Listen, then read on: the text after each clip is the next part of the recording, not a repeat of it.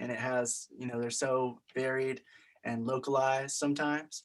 They have, they said meetup groups, which I'm not really sure exactly what that would entail or where you would find that at. Does anybody have any idea? Like, I know there's like a website called Meetup, but I don't know if where. Craigslist. Sorry, go ahead. Sorry. What was that? Did somebody? Maybe Craigslist. Craigslist? Yeah. But I don't think that's like, well, yeah, that could be a good one for that. But I was meaning like the specific to looking for actors. Like how would you find a meetup? The Like meetup a local group like Here's this together. may I raise my hand? Yeah, go ahead. There's a little emoji where you can like press the raising hand. Right. Yeah. Okay. Thank you. So I'm very new to the Zoom thing. I've done all the things, but okay. So what I normally do is when I went to LA in 2016 and I made a short film there. I knew nobody and I started meeting people. I actually went on that website that's called meetup.com. And I started going, but it was for just media people in the film industry. I don't remember the exact name, but it was for that. I went to a few of those, but I think that all the people that I found on meetup.com were basically production people. That's where I found my producer, my editor, my director of photography, a couple of production assistants, but I didn't really look for talent, even though I met some of those guys. What I used was because that was what was available for me at the time, was using Backstage as somebody. I saw somebody mention that before.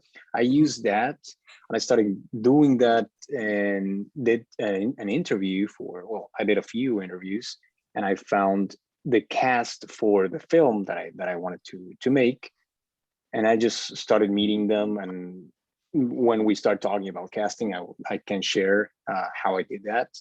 But I think basically what I would recommend, and being an actor myself at first, was I would say that it's probably best to keep to acting schools, because or people that you've worked with before that you like how they work, and if you see that they're reliable and stuff, they will recommend people that are reliable as well. So I would get close to an acting school and go see their plays. They normally have how would you recommend? Would you recommend like going to the teacher, just going to the student? How would you recommend like going to a school? Yeah, well, the thing is, I would recommend first going to see their plays. Sometimes when they have to graduate from any program, they do some plays like for the general public or something like that, and they charge you like $5 or whatever, and you can go to the school and you can see the plays. So I would recommend going to schools, to acting schools, and seeing what they have to offer. And if they don't have some sort of play, I would just go and talk to the teachers and look for the guys that are in their senior years, and then start talking to them and see what happens. And if you have like a project, I would come with my project and I would talk to the director or the principal of the school and say, you know what, I need these people, and they will help you find all the guys that they can recommend to you. Okay, cool. Yeah, I would just say, like, the only thing is it very much varies on the college, because I have heard of a lot of colleges that are a little more closed off that wouldn't really let you do that. I think it varies a lot on the college, but that is a very good tip. Thank you. And yeah, so like, I do agree with that. I just think maybe don't make that your only method, because like you could open yourself up to meeting some people that maybe aren't in film school, but maybe did a course here or a course there and are really good and are really talented and are just, in your area and looking for opportunities, and you could end up making connections like that too. Yeah. Yeah, I think what helps a lot getting to like getting close to schools and talking to people that are in the industry, or again, people that you've worked with before, is that you're not going to get some rando that thinks that they can act because somebody told them they look pretty or they're Well, hot let's or be real, whatever. even in film school, I feel like you'd get some that think that they're a little It better than they sucks. are. Let me tell you something. When I was in the university, I was making short films, but we would have no idea where to find actors. Mhm. Everything, of course, my world opened up when I went into acting school and I started like getting into knowing a crap load of actors now. So I know a lot of people. But in the beginning, I didn't even know how to approach an actor. I didn't know how they thought. So that's when I was an acting teacher after I went through the actual course, and I always recommend every director to go and take an acting course, whatever, even if it's like a 3-month thing, so you can understand how to communicate with actors and stuff, and then you'll start finding actors inevitably because you're in the zone. Right. So V said there are some groups that offer acting courses, and then with that, they have casting opportunities, such as sending out casting notices to members of the group. Different, but has been doing well. I think there's like with. Has been done with Meetup. Oh, done with and not Meetup. Method. Again, not only method. Yeah. There are many, like while we were researching, there were so many methods that people were using. There were so many there's so many websites So today. many There's websites. so many, yes. I think Coda wrote a few down, and then we researched even more, and there were so many that he insisted on using the same piece of paper, and he was just trying to like fill them on there. And I was like, honey, it's not gonna fit. He was like writing them in the margins because there were so many. Yeah, I was actually wondering if anybody knows these. I mean, I know some of these, like the main ones, like Mandy. I've heard of Mandy. I've heard of Backstage. I've heard of Actors Access. Yeah, Brent just said Actor Access is really good too. And then there's like CastNet, Star Now, FilmLocal. There's Casting Frontier, Casting Network, Playbill, All Casting, Casting Elite, Cast Caller. Oh, Stephen Explore Martin Talent. has his hand raised, and so does Madeline. Oh, go ahead. Hey, also, I've only done a few student films, so I haven't done anything big, but I found a lot of my actors just in people I met at work or friends or in my classes. So there are a lot more people who are open, if they have the time, to acting that you may not even envision as an actor that actually could. So like I would suggest just go around in your day-to-day life and cast your stuff from your friends if it's not like a big thing, because I've done a few projects that way and they worked out really well because you know your friends. First off, you know if they're gonna flake on you and all sorts of things like that. So Yeah. that's just a suggestion I One have. of the videos we recommended for like- you guys, I don't know if you watched it. It basically, he was saying how to build your portfolio, you know, how to build your, gosh, the technical term, honey, was it shot list? No, Which one? it's kind of like a portfolio, but for directors, I forgot the term. Like For your film actors, reel? A reel? Yeah, yes, Yeah. thank you. Still learning all the technical words. He knows more than me. But he was like, one really good thing, for example, let's say you have this 10-page script. I'll get to you, Madeline. I'm sorry, I'll just finish this because I'll forget. So one thing that he was like, let's say you have this 10-page script, your passion project, this story you want to tell. But before you can tell that, before you can recruit actors for that, you got to gain experience. You got to get better. So what he recommended was like, take a friend and shoot like a 2-3 page script, go practice, get him more comfortable with it, then do it again. He said, do it like 7 times and keep expanding the page of like scripts and the number of people. Of course, you don't have to do it like that many, but like he said, every time you will get more comfortable, every time you will get better and better, because like the first ones will look like crap. That's okay. And your friends and the people you recruit to help you will take you more seriously because they'll be like, wow, you're really you really dedicating yourself to this, and you might discover a hidden talent in there, like he said, you might discover a hidden gem. So Yeah, they said like if you have a passion project that you want to work on for sure, and this is your first film you're making, don't try to make it yet, because you're probably not, it's not going to turn out the way you think it will. So you want to start off with something else so you can see how the process works. And if you can't get anyone, try to get a family member or a friend, because it's not something you're actually like, it's not your passion project. It's just something you want to do for like training and learning and getting better, so that when you get to your passion project, you're ready for it. So they say to like he suggested to start off with like a friend or a family member, and then just like she said, keep increasing the number of people and like the complexity of the script as you keep making a new iteration of it, and you'll keep getting better and better as you go. And then eventually you'll feel like you're ready, and you'll know that it's time to get in some local actors, not like just friends and family, but local actors that want to come in and work on your passion project, and you'll and have you'll have more previous work. material. You'll have previous work to show them. Yeah. Yeah.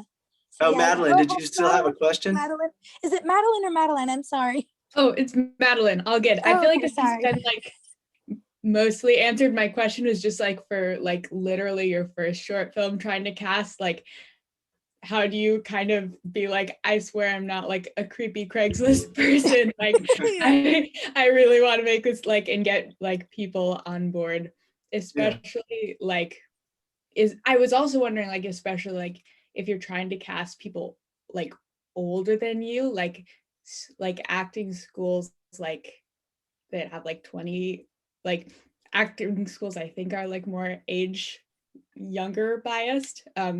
But I guess like making films with the people around you first is probably the best idea. But if anyone has suggestions for that.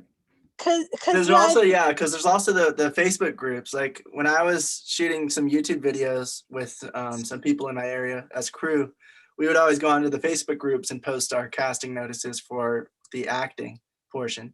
And it would work sometimes it wouldn't. It depends on how many people are in there and what time of year you're trying to shoot. But those are really good resources, especially because you can really localize it. Like we live in Virginia, so we can find like local filmmaking groups dedicated to people around Virginia or DC area that will come down and shoot something. So there's ways to like get other people involved too, not just friends, even if it's your first film.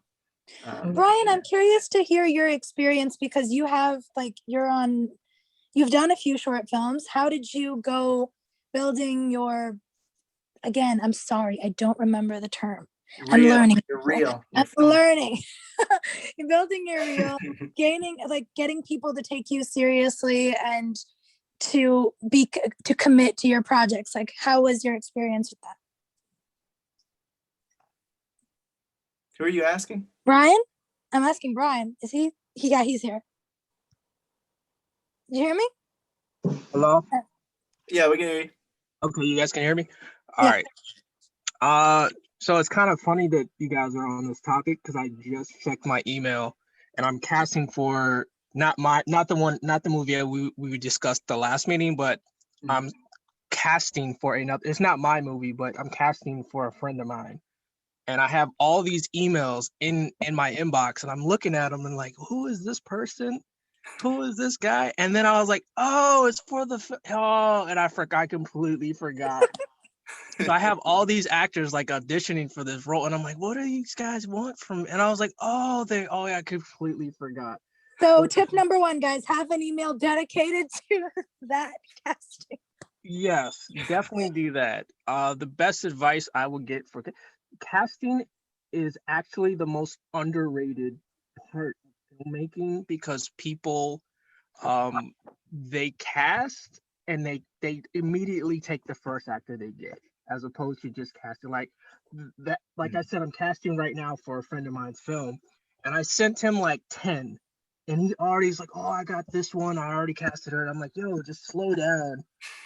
Like, they're gonna come. Like, I got more, I only sent you 10, but like I made a posting for 14 days, so the posting is still up, and people are still submitting. So it's like, you got to give yourself time.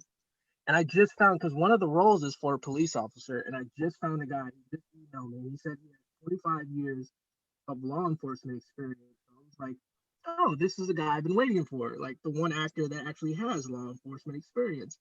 So I'm going to look at him, and chances are he might actually get cast because he has law enforcement experience. But the question is, of where do you go?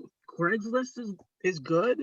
No, I mean, the question would be, how do you build up a reputation to where people take you seriously? And because some people will be like, oh, this guy's like, it's his first thing. How do I know that it's serious? How do I know that it's legit? There's a whole word of mouth thing. So especially in this area, in the DC area, you guys live in Virginia, I live in the DC area. So it is a very, very small world here. And a lot of the actors I know actors that I've worked with, or vice versa. You know, not even like, I know actors from doing sound gigs, you know, and don't, you know, some of them don't even realize that I do cinematography and everything else, you know what I mean? So a good way to build a good reputation is just to pull through and be reliable. One, Thank you. communication is a big one, like respond, communicate. I try to communicate with my actors as much as possible because I know what it's like to have that feeling where we're going to shoot on this day and then you don't hear anything else until, you know, whenever. So like, I'll try to like fill in those gaps in between, like, hey, we're still shooting. Cause you know, sometimes they forget. So communication is like the biggest thing. Yeah, just communication. Communication is a big one. If they can say, and I still work, like some of the actors that I know that actually showed up to my shoots and stuff, I continuously go to them. So it's like, They're reliable. yeah, after a certain point, you stop looking and people just come to you and vice versa. So another good thing to take from what Brian's experience is that he started doing sound work. He started helping out here and there. Like, don't just, if you want to do this specific thing, that's great, but don't just limit yourself to that. If you can help in this, if you can do some work for experience here, to connect with other people, to meet up, to expand your knowledge in the industry. Yeah, I feel like that that's was really in last semester as well. It was people were talking about how it's better, like even if you want to just be a camera operator or something, it's better to get in and do whatever you can and help people out and really make those connections so that you can start building relationships with people and they show that you're serious about this kind of work. And then later on, you'll be like, oh yeah, I want to do camera operation. And then maybe the next person will come around and be like, hey, I'm making a film. And you said you want to do camera operation. You want to come do it on my film? And it works from there. Oh, okay, Colin, have a good one. Thanks for coming. You didn't even say anything today. Have a good night. Something. There you go. I said something now. And Steven, you have something to add? Okay. Yeah, actually I had a question. Was his name Brian who was just talking? Yeah. I was wondering where exactly he was advertising or posting to get people to audition and send in auditions. Like what publication was he using, or what method he was using? So I started when I was in film school. I started off using just basic Craigslist, and it can go either way for Craigslist. Like you can get some wishy-washy actors. You know, you get a lot of people with no experience, which is fine. But now a big one, like a lot of times, like I mentioned before, like I just have a big core of actors that I've worked with. So like they're like my personal friends on Facebook. So I'll just go, hey man, I got a part for you. But if I don't like have anybody in mind, there's a site I use called Dragon Nukes Connect. Brian Dragon Nuke Connect. This guy's on the East Coast. So this is kind of like Craigslist and Facebook combined. It's like you can create a profile, you can post job ads. Where are you located, if you don't mind me asking? Are you on the east side or the west? Yeah, I'm in Dayton, Ohio. Okay, so I don't know, because this guy, he's on the east, so this site covers Philadelphia, New York, New Jersey, and I think Pennsylvania. Those three, those areas. So like he gets a lot of core actors from their area. So it's like they sign up for it, and it's more geared towards, so you know how there's like Vimeo, which is like YouTube, but is more geared towards filmmakers. Like the Dragon Nukes is something like that, but it's more geared towards actors. So it's like kind of like one of those. I heard it from an actor. She was like, "Oh, if you need actors, you can go here." And like it's a site created by actors for actors. So like you go in there, and I have my own profile in there. So whenever I'm looking for actors, I'll just post on that. I'll post it in the link, but I'm pretty sure there's other sites similar to this, like a little union type deal. Yeah, there was in some of the videos, somebody was based in Florida and they were talking about a site that's based around there. So I feel like, And then another one like for you said, LA. there'd probably be localized websites as well. That's kind of Yeah. like Dragon Nukes, you said? Yeah, Yeah, hold I on. was- It'd be kind of like Dragon Nukes, but for you, so I don't like, do you think there's a way to like search for that on like maybe like Googling it somehow? Like what what I would was be the gonna way to- say, what I was gonna say is just I feel like that's a really interesting thing to consider, because yes, there are the bigger websites, and we should also like try a shot, like try putting yourself out there as much as possible. But if you can focus in on the local stuff, at least in the like, especially in the beginning, where it's easier for you as far as like driving there, location, it's good to build up your experience and everything. If we can focus on finding local sites, I feel like that would be really cool as well, especially starting out. Yeah. Hello? What? I think you're in underwater again, Brian. Oh, can you guys hear me? Oh yeah, we can hear you now. Backstage.com. You can try some of the talent agencies as well, like Backstage. Like that's another one. Mhm. And that's Yeah, there's a bunch of ones. So many. So Backstage would be your main recommendation for those, or Yeah, I hear good things about Backstage. I've heard like a couple actors. They're like more of Actors a Access, Backstage. Oh, you're writing all the in ones? comments. So I was gonna anyone comment else, some like, of them, just the ones that are like the main ones, and see. James, you did like 3 short films, didn't you? Like how was your casting experience on that?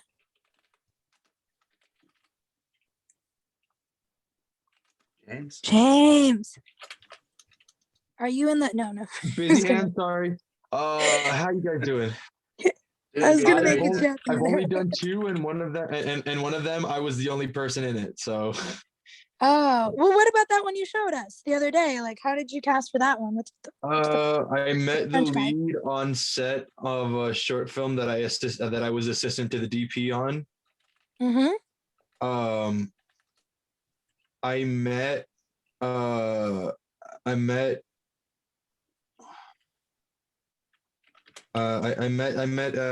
the girlfriend character. I met her at when I worked at McDonald's. She just walked in one day.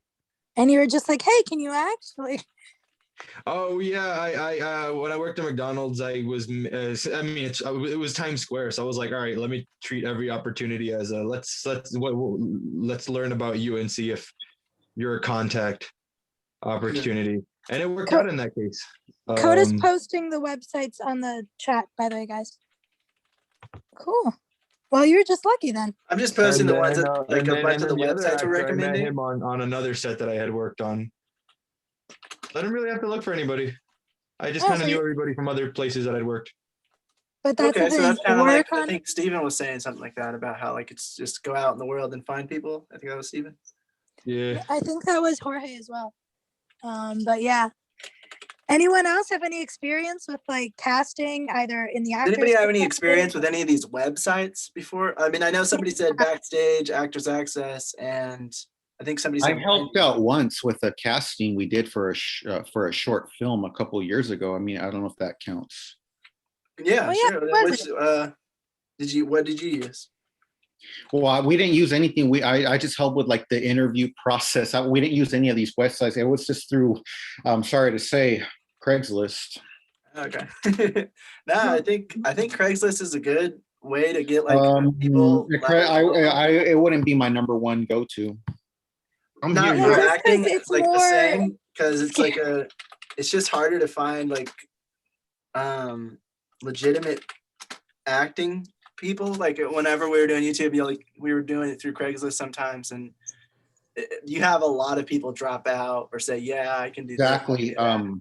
And then I they just helped with the don't accept it. casting, and yeah, you're right. A lot of people didn't come through. A lot of people that were supposed Yeah. to be here the day we shot ended up not showing up, and we couldn't get a hold of them. It was just a lot of typical flaky people you get from here in Southern California. I feel I like think it's that's something, all but if over. you Like, can, it's all Jorge, over. you have Yeah. anything to comment on that? Has there been a lot of like dropouts and like no shows on your end, even the more professional maybe? Yeah, definitely. I've seen a lot of people, if they don't communicate to you that they're not even gonna come to the casting, don't even bother calling them or whatever, because they're not gonna come. I've had people that say, well, I'm not gonna be able to make it to the casting at this time. Can I do it later? And I said yes.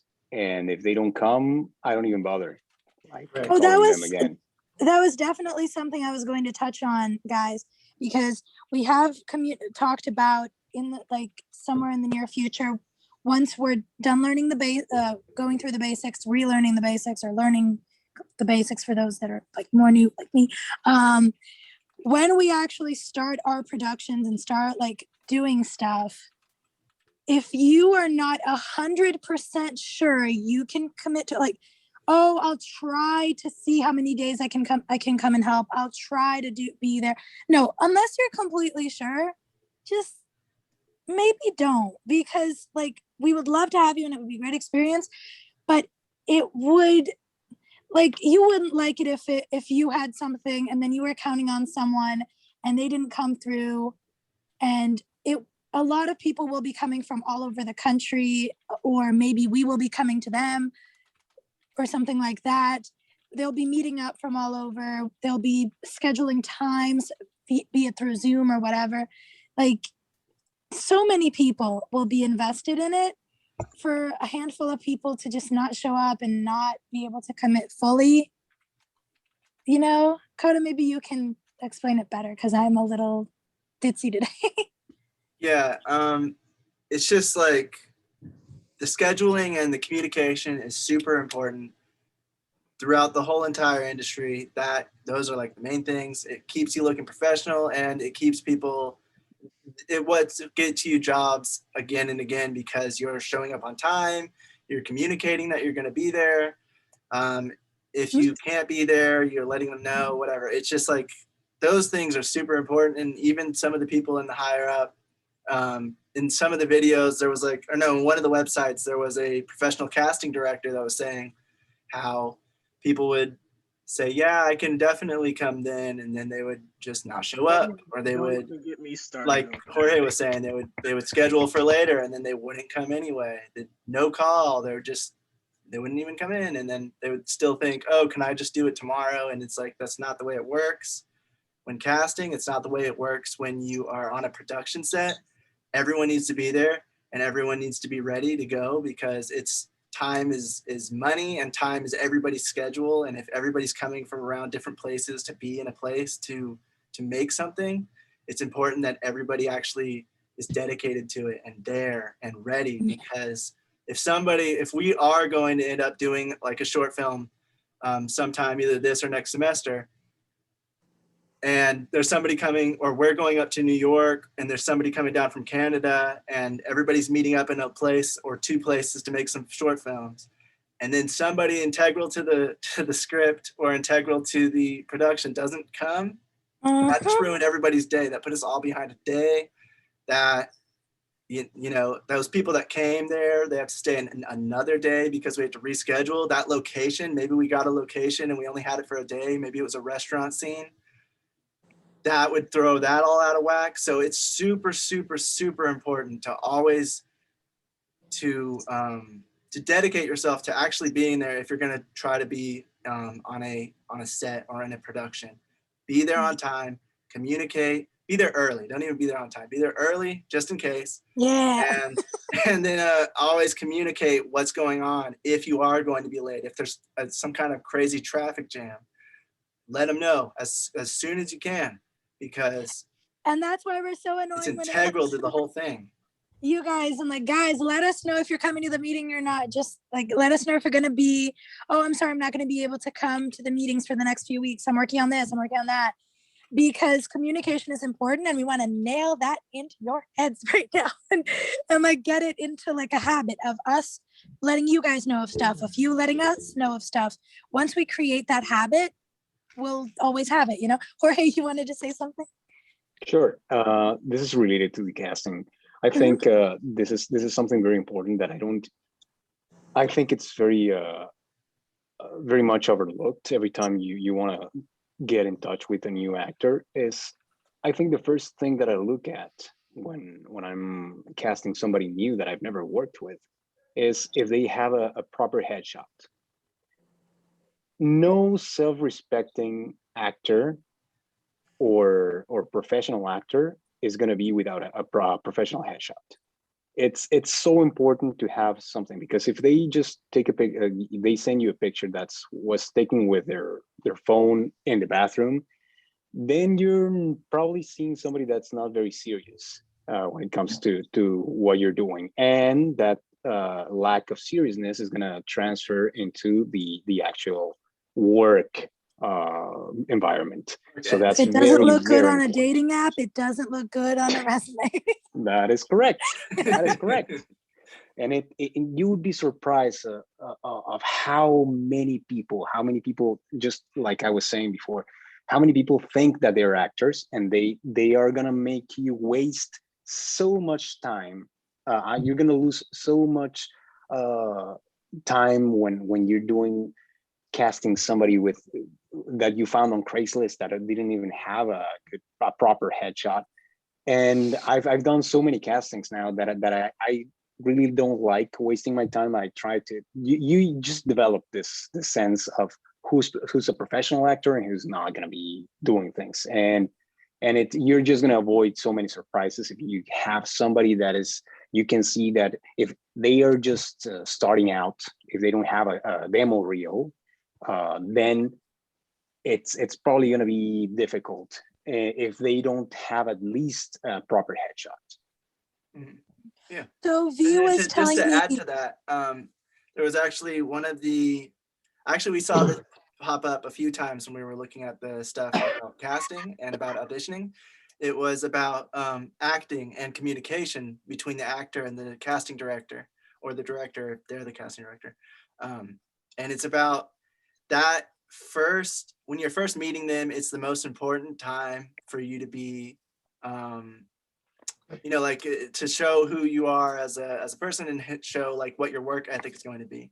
And it was saying, like, I think Priscilla screenshotted some of these and sent them in the group, the WhatsApp. It was saying, like, if that actor is your lead and they aren't replying to something you sent them within like 3 days, or they're taking 3 or 4 days or a week, then it would show that they're not very serious about it.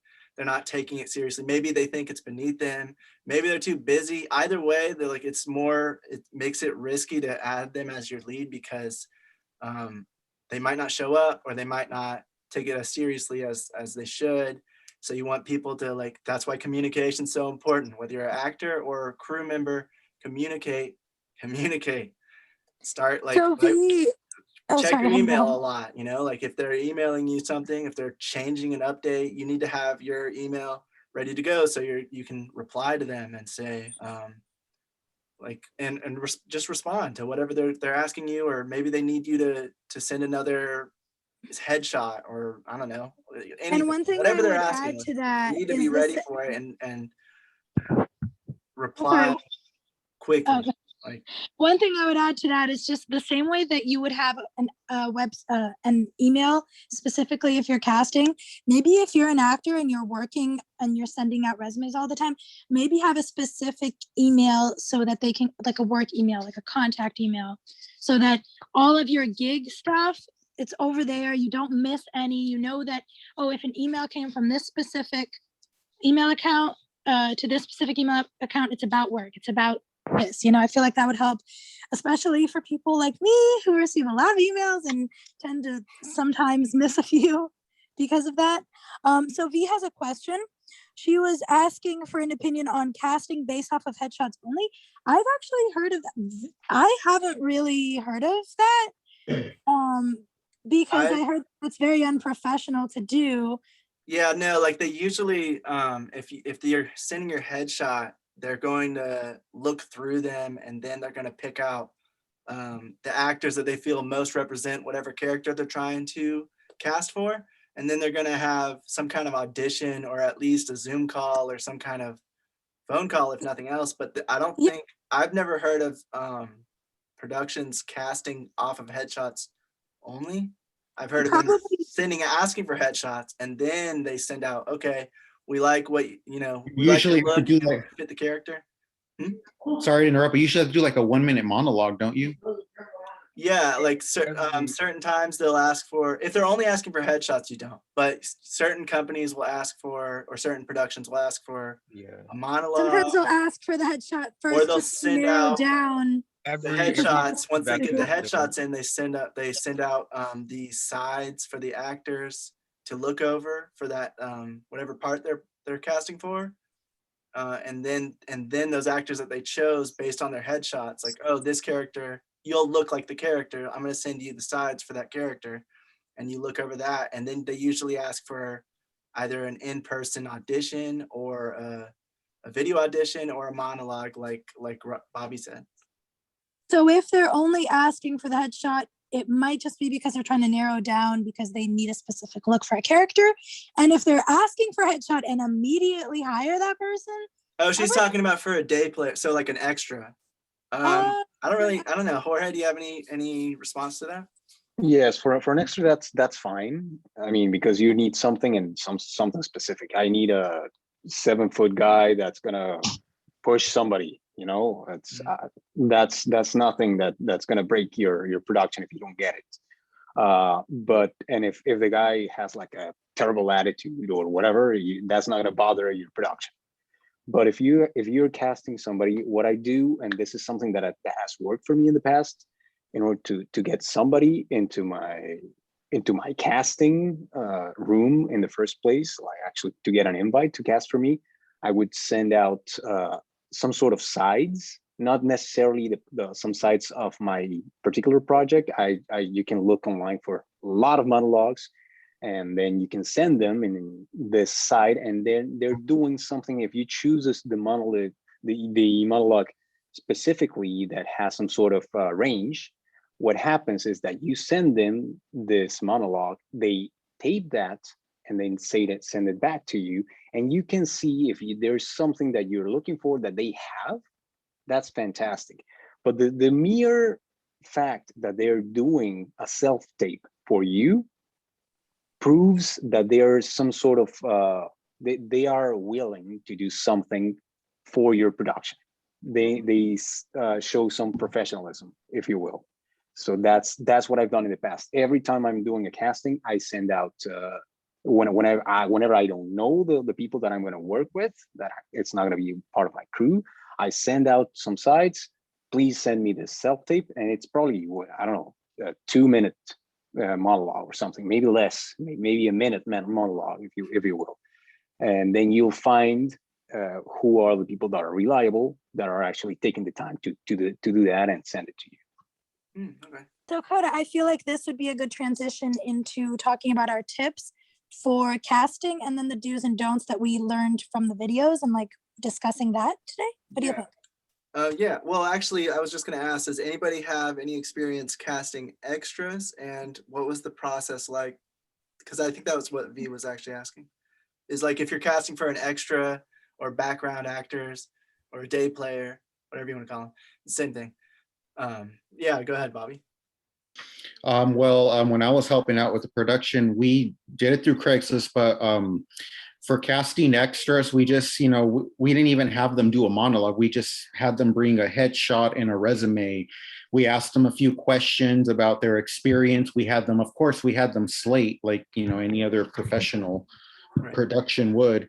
And then, we didn't really look at their looks because, extras, we don't, they're not the main cast. So we're a little bit more lenient when it comes to looks. So, and if we felt they were right and they were available, we would just pretty much have them come aboard. Okay, cool. The thing is, you're talking about casting and headshots. So when they send you headshots, they're getting professional photographers, and these guys are professionals at what they do, and they can make a person look, you know, get the right angles and stuff like that. But when they show up on set, it may not work Yeah, altogether. that was definitely one of the tips. Make sure they look like their headshot. So that's kind of like one of the make or break when you're going with just headshots and stuff like that. You kind of have to, because, you know, they'll send you a headshot, just like Priscilla, your headshot is just from the bust and the top of your head, but I don't know what the rest of your body looks like.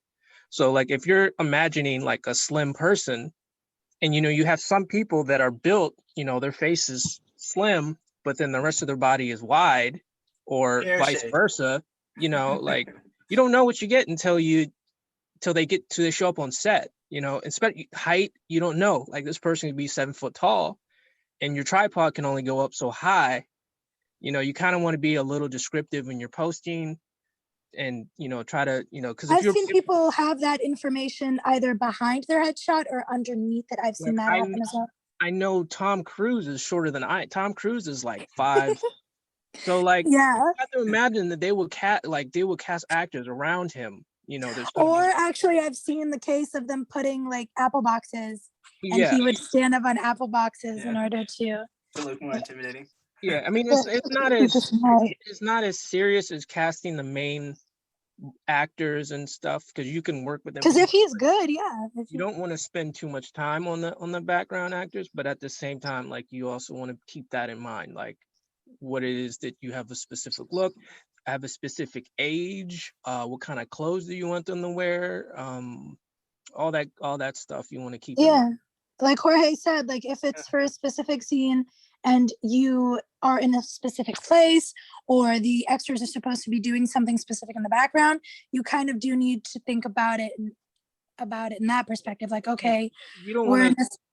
do a Okay. club scene and like everybody in the background is like 80, 85 plus, or Man, that would be a rocking club. Okay? yeah, that'd be, you know, like when's the last time you've seen that? So like you want to keep these things in mind. Other people can rock, yeah. And that makes sense.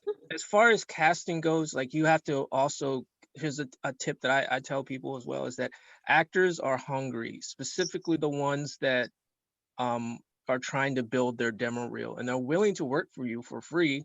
But you know, it's, you know, of course they're going to go for the paying, and that's another thing too. You have that competition.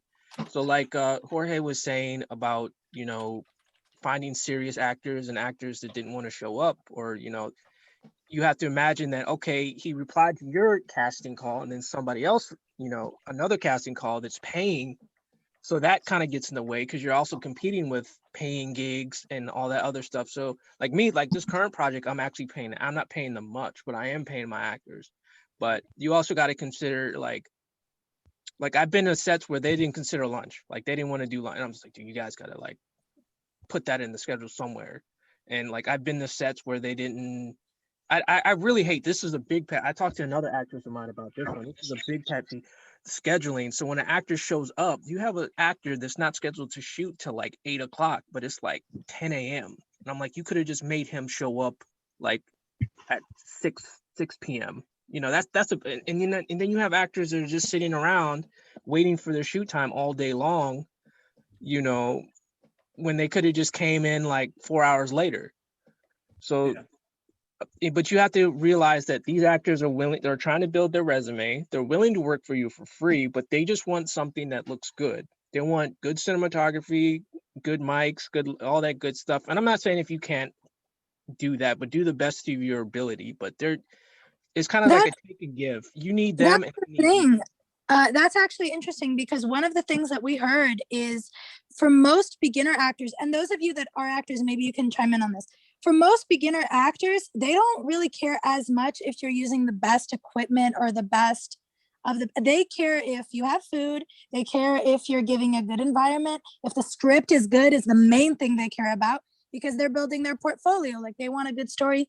They want to expand their acting experience. Yeah, they said like beginning actors or just whatever, they're more interested in looking for, even if they're experienced, they're more interested in looking for versatility in different character roles, or just if that character is in depth, if the script is written well. Right now, what can I do for you? I don't know. No. That was somebody on the phone. Anyway, okay. So they V were said, saying like that, like there's and what do you guys all think? I think yeah, Brent, Brent, Jorge, Sarah, you you as an guys have anything to chime actor, in? Jorge. On the acting side of it, like what would you Before look that, for in a casting call? just a Maybe. minute real quick. Oh. V is also, so she was like, for extras, even a real or skill description, such as figuring out if stunts or certain expressions could be done would be most helpful. Yes, it's different with main cast. Always look for what you need. V said, as I've grown, I do appreciate the equipment quality, but at first, yeah, it wasn't as much. It wasn't considered as much. Yeah. Yeah, but What do you think, Brett? no, what V was saying. All you guys give a lot of good information. I really got barely a little bit to add, but as far as like casting, you just gotta look for what they're looking for, because you're going for a job, so you constantly changing your resume on experience. Sometimes people will put on there, yeah, I was in the military, I know how to handle a firearm, and the casting call is not asking for somebody who got a military background. They looking for somebody who can maybe skydive. So if you don't have that in your resume, they're just gonna fly past your resume. They're not even gonna look at you. So just like any job, make your resume work to what kind of job you're applying for. Because that's a tip that they give in any job market. Yeah. And sometimes you might not, and if like I've been on a couple of extras before, and sometimes you do such a well job in an extra, you just got to be professional, not to be like trying to ask too many questions. You're there as an extra. They don't care about you. They don't care what you can do. They just want you to do that. Maybe at the end, you might be able to communicate with other actors and maybe try to like find out, hey, do they have something else coming up, and you network like that. You never want to go and even try to talk to any of the main actors. Don't do that as a extra or try to like network. You will never get called back again for extra. So it's just certain things you do. You kind of like gotta play it and watch. But when I went on certain casting calls and I thought I got the role, I was doing good, got callbacks, and then at the last minute, they're like, oh no, we're gonna go with this guy that we've been trying to get for the longest and we couldn't get him, but now he's available. So thank you, but no thank you. It has things like that. And I'm like, yeah, texting my family members, yo, I got this role. They told me come back next week for the last call. And all of a sudden I get an email, no thank you. So all those things happen, Yeah, I feel like learning how to deal with rejection is really important, and learning how to be confident in your work and in yourself.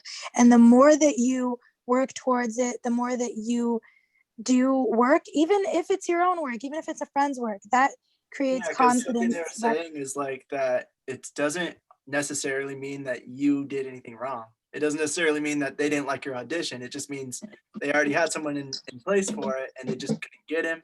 Or it's just like you weren't right for that role, but some of the casting directors that we watched this week, they were saying like, we kept a lot of the actors within our contacts because we saw they were really good. They just weren't right for this specific role.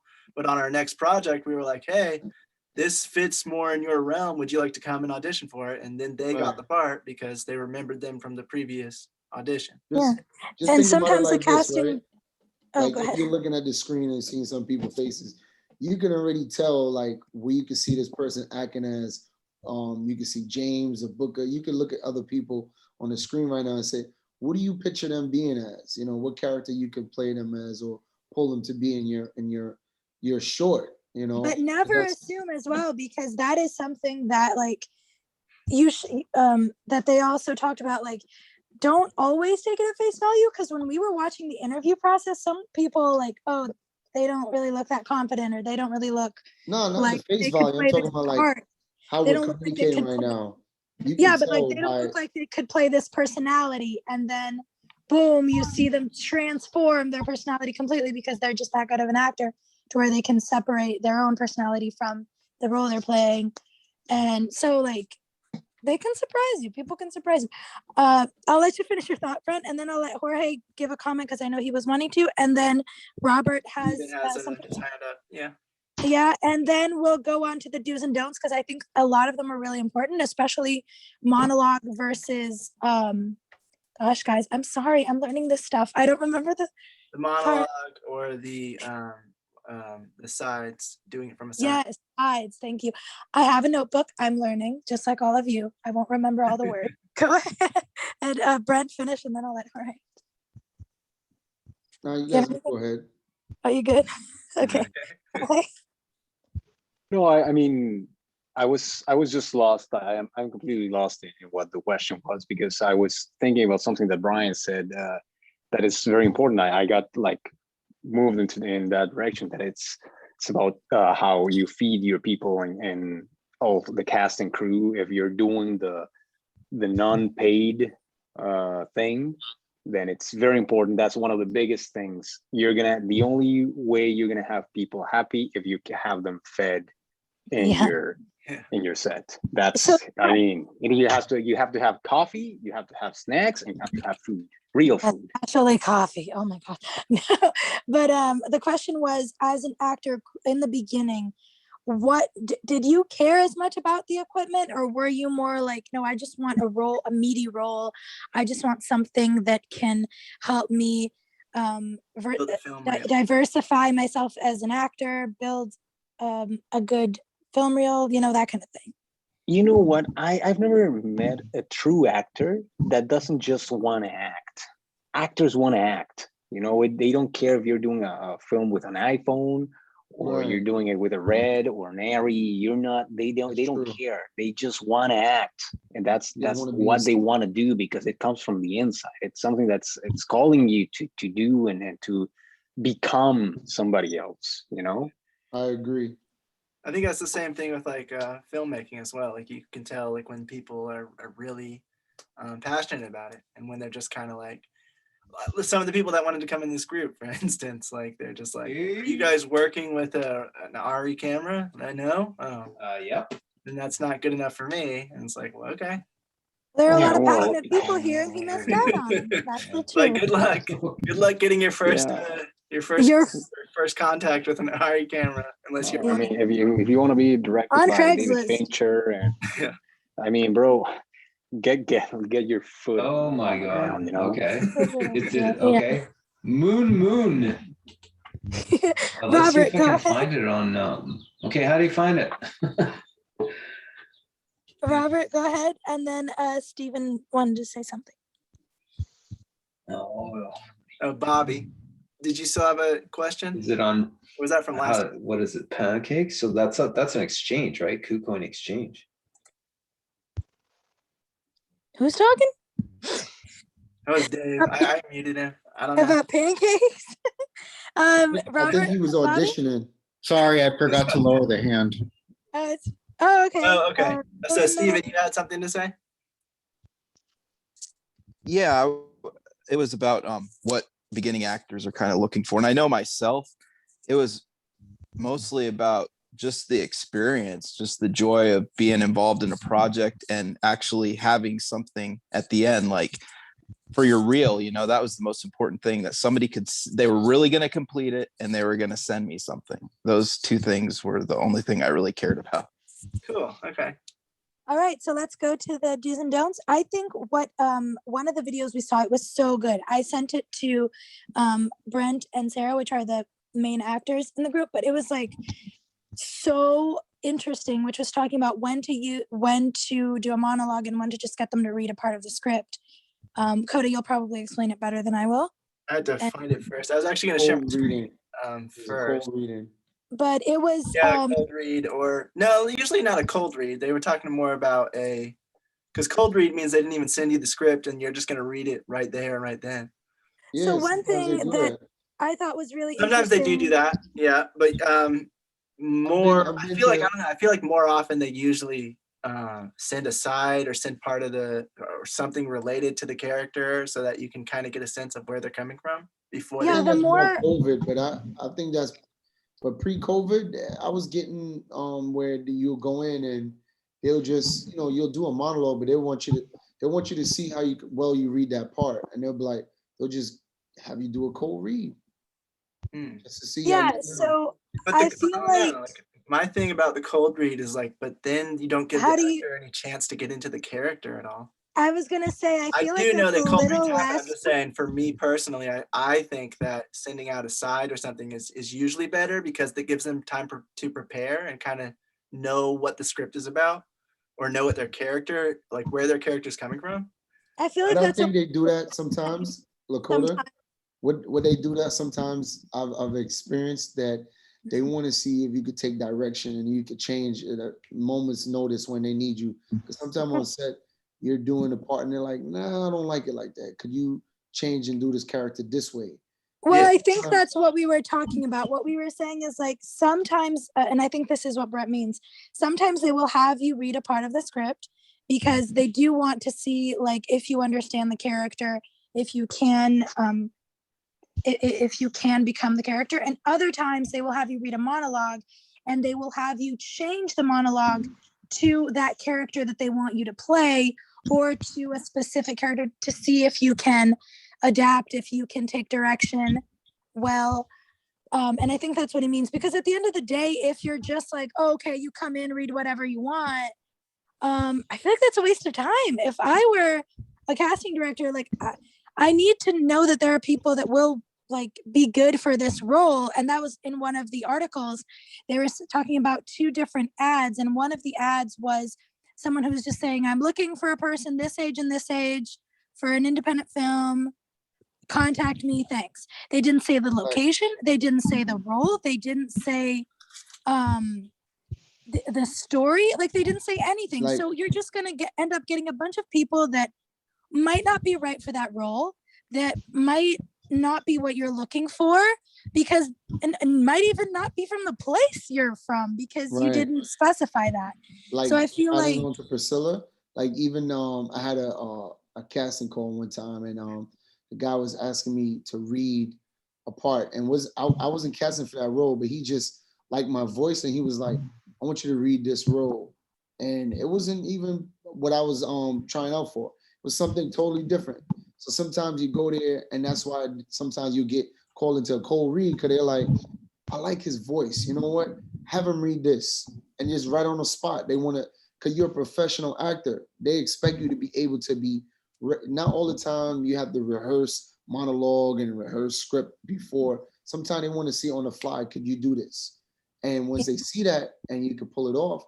And my friend one time, he went in there and they were like, he's too big for that part. He was too, he had a lot of size, and they were like, we don't really want him. Once again, his voice, they were like, we could work it out. Sometimes they'll try to make you lose weight because they like your voice. You fit the character with how they envision the character. But they're like, if we could get him to lose some weight, we might be able to, it all depends. Yeah, like sometimes professional actors will adapt to that role because they want it so bad and they want to prove that they can do it. But like that's what a tip that I thought was really important when you have a monologue and you rehearse that monologue, rehearse it in different with different characters in mind, with different personalities in mind, because that is definitely something that they will do. They will ask you to do a monologue that you've memorized, and then they will ask you, okay, now do this in this character's personality, or in this personality, or in this tone. And that way they will see, okay, does this person, have they just memorized this monologue and they only know how to do it this one way, or are they versatile? Are they able to take direction? And that is really important.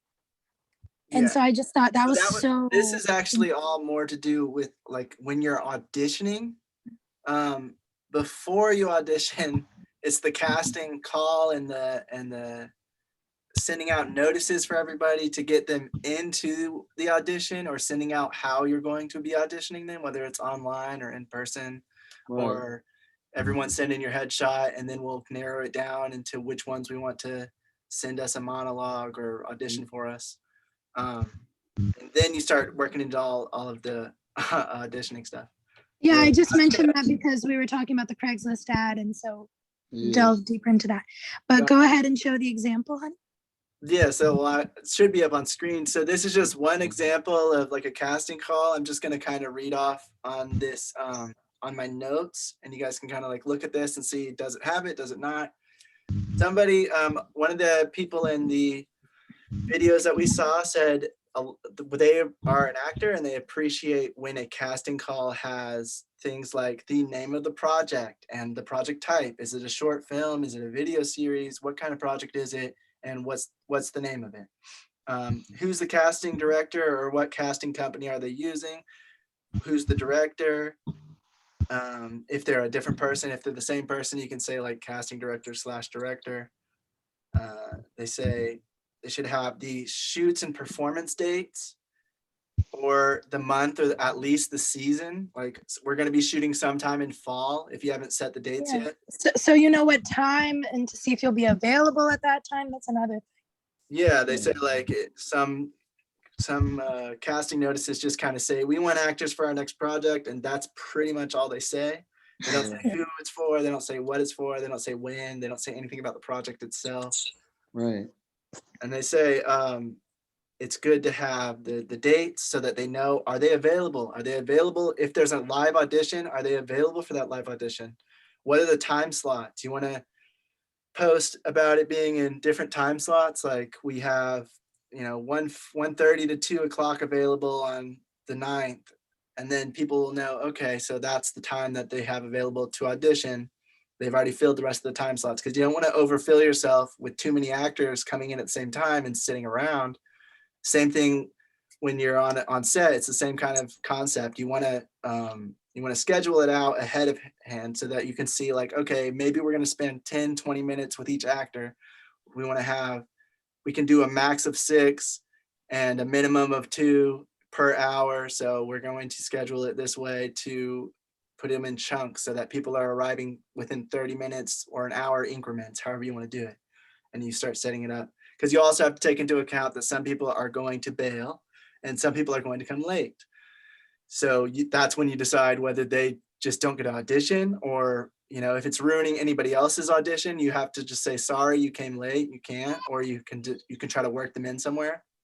But you want to have all those time slots and the dates ready so that they know when, and they know that if they're available. Then they also said you need to have, is it pay? Is it non-pay? Is it a fixed price? Is it a low budget where you're going to be like, I can only pay $200 for the entire thing? Or is it, I'll pay this much hourly? What is the pay? Or is it no pay? Is it a student project? What is it? So that's something to have in the casting notice. Yeah. Another tip that they was, even if you can't pay money, like where I said, like Brian said, have food, have like, I'll pay you in, like Brent said, I'll pay you in pies. Someone also, one of the other recommendations was maybe you could say like, there's a gift card or like a raffle for this gift card, since we can't really do anything else. Try to give them something, food at the very minimum, and then always food, even if you're working like long, just like, you can't have them working 9 hours and being starving all the time. So yeah, so you should always have food, because everyone needs to be fed, and then on top of that, if you have yummy food, so they want to come.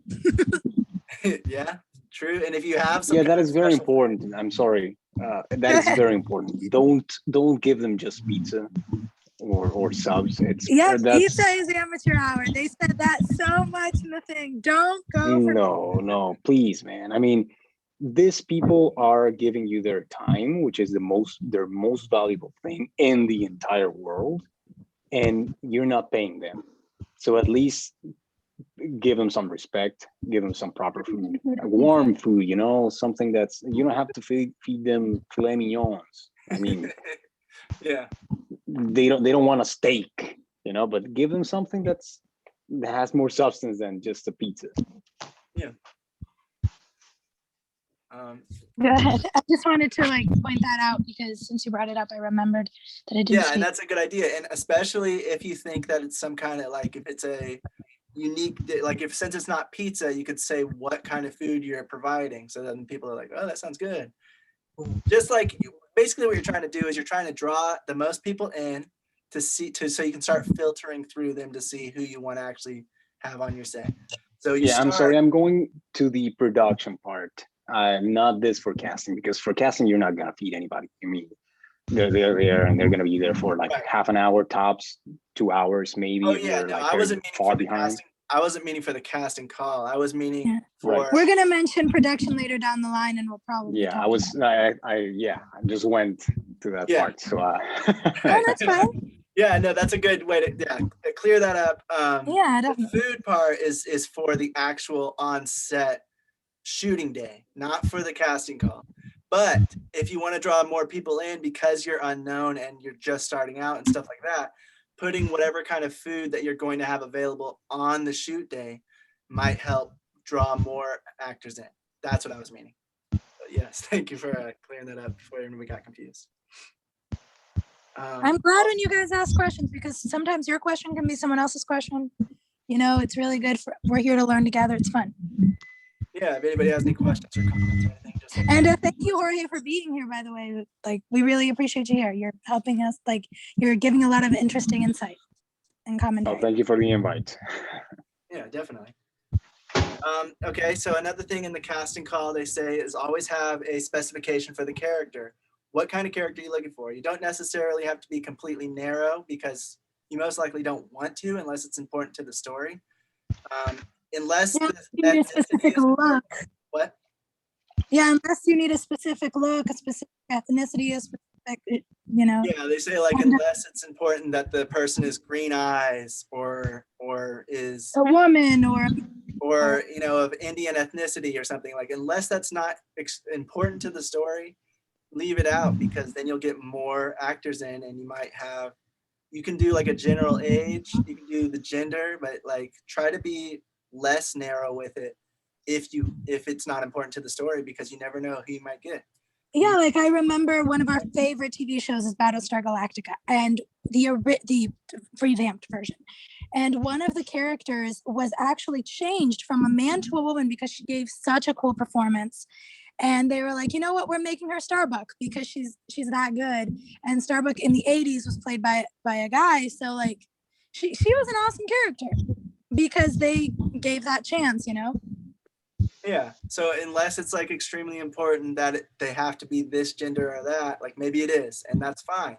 But if it's not, then you can maybe leave it out. Just make it as open as possible without making it like, if you know it's going to be someone that's going to high school, don't just leave age out. Put some kind of make it specific age range, because you don't want 80-year-old actors trying to audition for it, because that's just wasting your time. You're just looking through more people that you don't need, because you didn't need to even have them. Speaking of, oh my God, guys, if you can open yourself up, older actors are so, like, not that younger actors are bad, but like we saw so many amazing older actors because they've had that time to grow in experience and knowledge, and to like, holy crap, like they looked like they sounded so good and professional. And be like, oh my gosh, I want to write more parts for like older actors. It's so cool.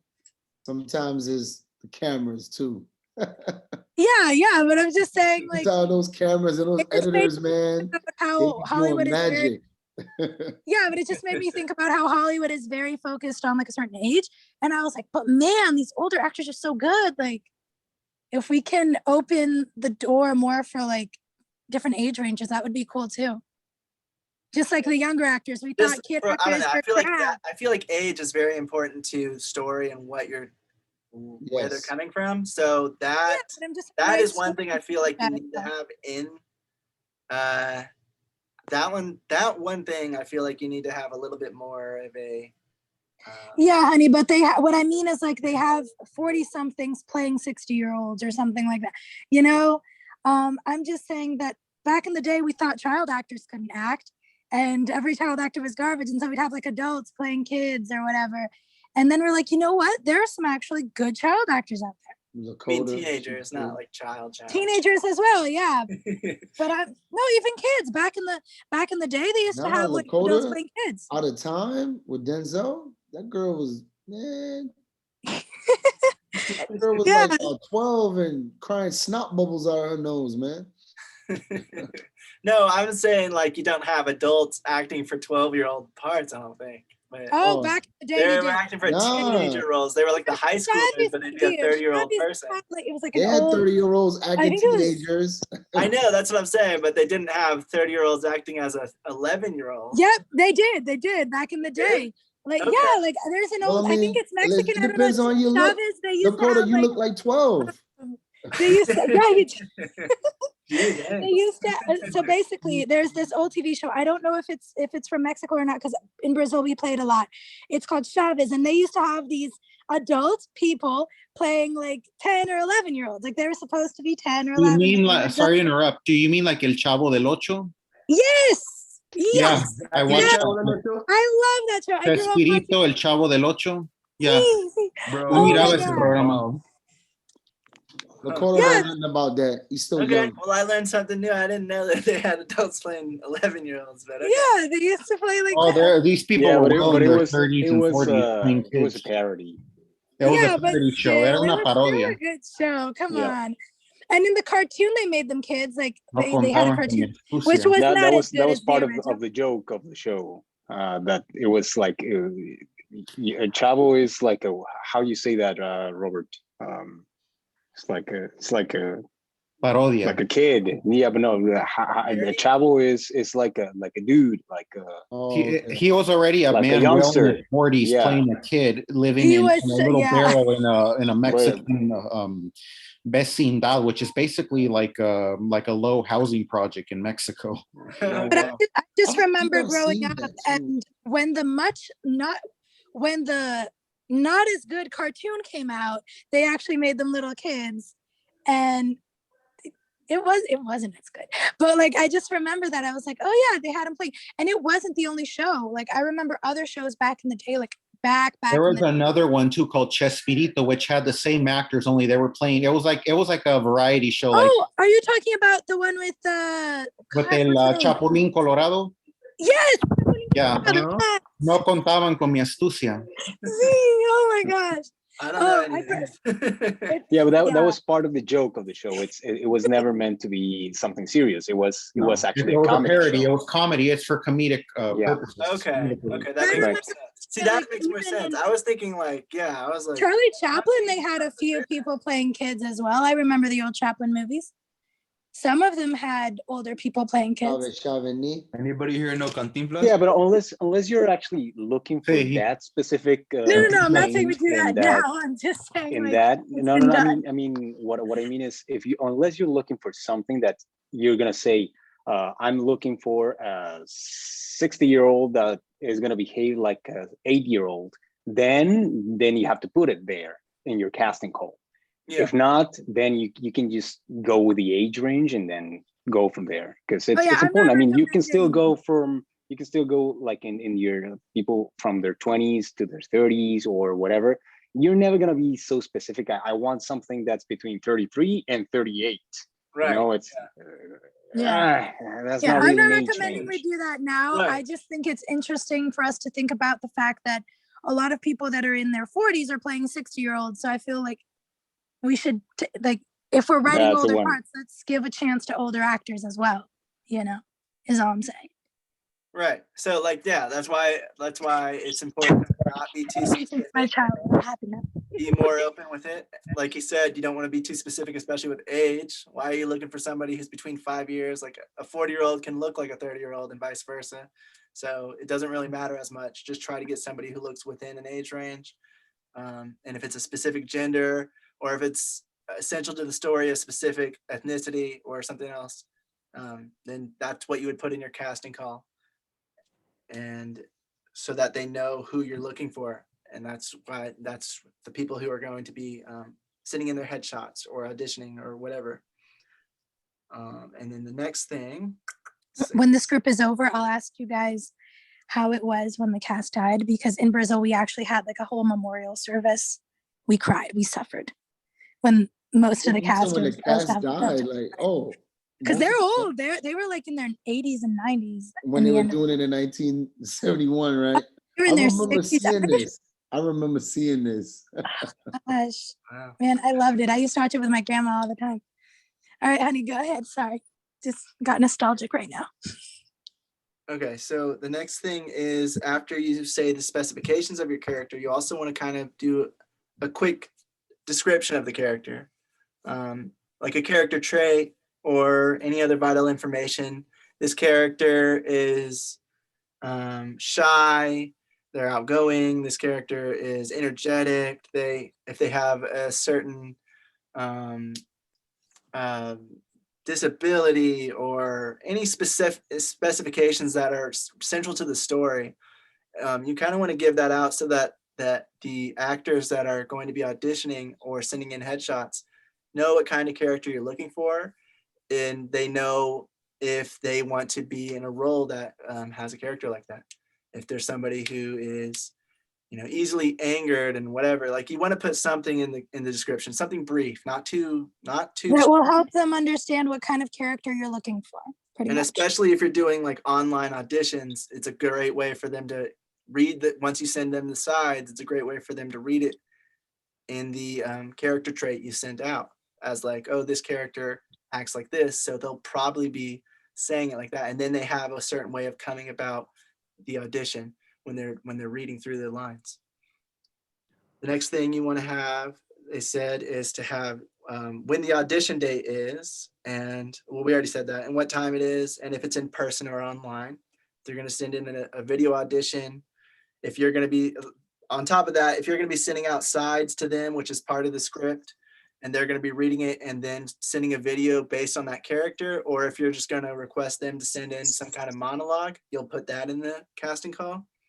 You should put an email to submit a link if you're doing online video, or to like some kind of folder if you have what's that folder called? The Dropbox. Then you'll send like the link to wherever you're trying to have them submit.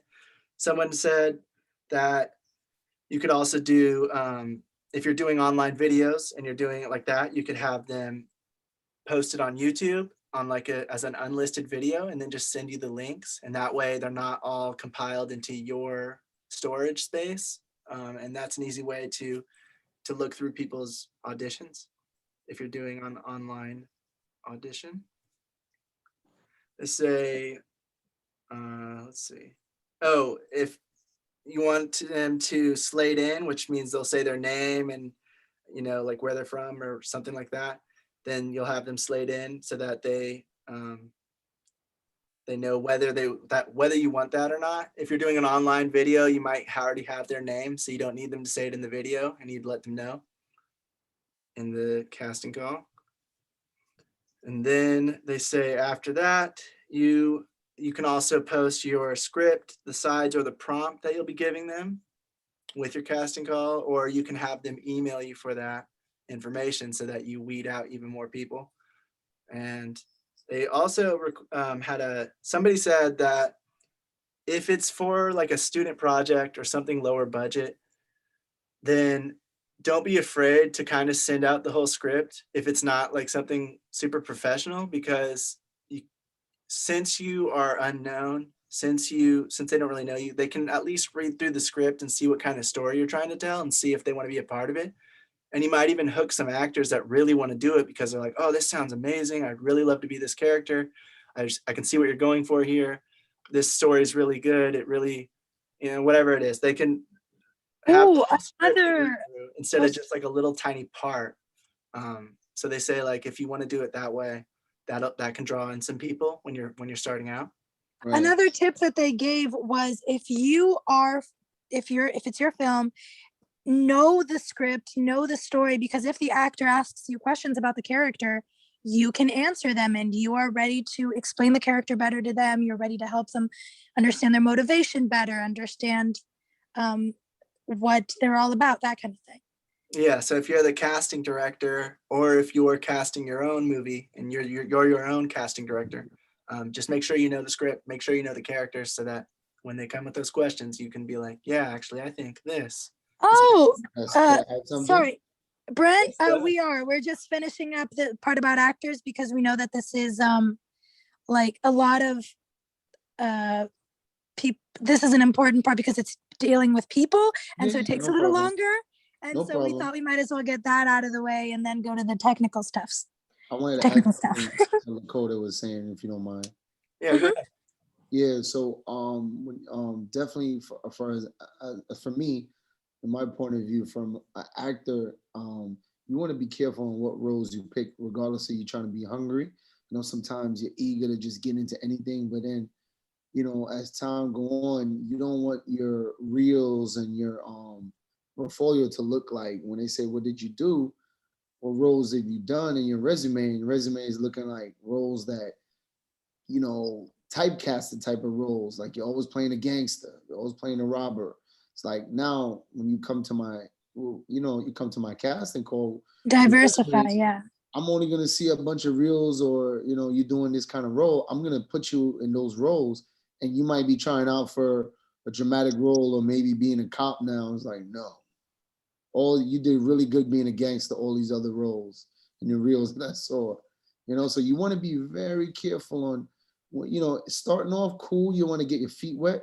But after you get your feet wet and get your confidence, you want to really be careful on what script you pick and what roles you go into. Whether it be free, non-union, union, just want to be very careful. Gotcha. Well, with that, you want to ask yourself what kind of actor you want to be.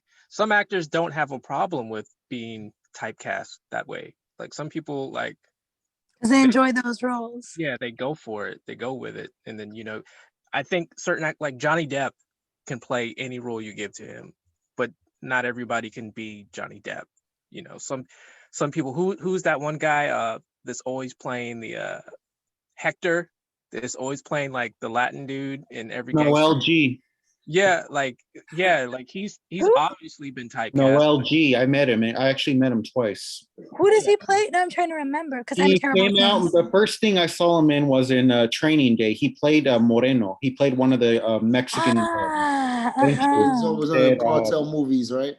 Yeah, it's called on Training Day. Yeah, he was one of the three Mexican gang members that were going to kill Jake on command on Along Command. Kind of He was like the how one that was Vince talking to him. Vaughn likes playing action parts or stuff like that. Is it Vince Yeah. Vaughn? I mean, Noel G. He's the typical stereotype of what is typecasting, because every movie he plays the stereotypical Latino gang member. It's like all he does. But he's made a name for himself, and he's made Maybe he has fun with it. Yeah. On that note, it definitely fits him. It's definitely becomes him. I don't want to be a real one. That's too dangerous. I'll just play one. That'll just be like fun. what Brian was saying. It depends on what kind of actor you want to be. So if you want to do that and you don't mind doing that, then cool. But you know, it boils down to what you want to do as an actor. Do you want to be diverse, or you just want to be, you know, this? Everybody knows you as the drug dealer. Like, you know, when you think about Scarface and the Godfather, some of these guys, they all played a lot of these gangster movies, but they also played other movies as well too. Like Robert De Niro, he didn't just he was heavy with the mafia movies, but he played a lot of different diverse roles as well. I love him. Yes, like, you know, he can play anything, but he loves playing those kinds of parts. He is a very diverse actor, but he really enjoys the gangster movies, and he's really good at it. So this also applies to cinematographers and directors as well. Like a lot of cinematographers get stuck in that zone, and that's all the work they get is like, if you're known for doing horror movies, that's all you're gonna get is horror movies, because like that's what you're known for. Oh, did you read? There was an article we sent out in the week of last week when we did cinematography, talking about how they transitioned from those roles. Like this one, I forgot the name of the director. I'm terrible at remembering names, but he said that he started with horror, but he wanted action. He wanted thriller or something like that. But he started with horror because that's what, you know, the opportunities he got. And he decided to make it so that he made a name for himself in the sense that he could do horror, but he made it look to where it could be something else as well. Like, how do I explain it? My goodness. The article explains it a lot better than I could. But he wouldn't be typecasted. He made sure to diversify on the movies he got. Even though he got horror a bunch, he made sure to make it so that they looked different. That's what he made sure to make them unique and not. You have a question or something to add? Yes, it is. This is directed to Brent and Brian, touching stuff that they're talking about.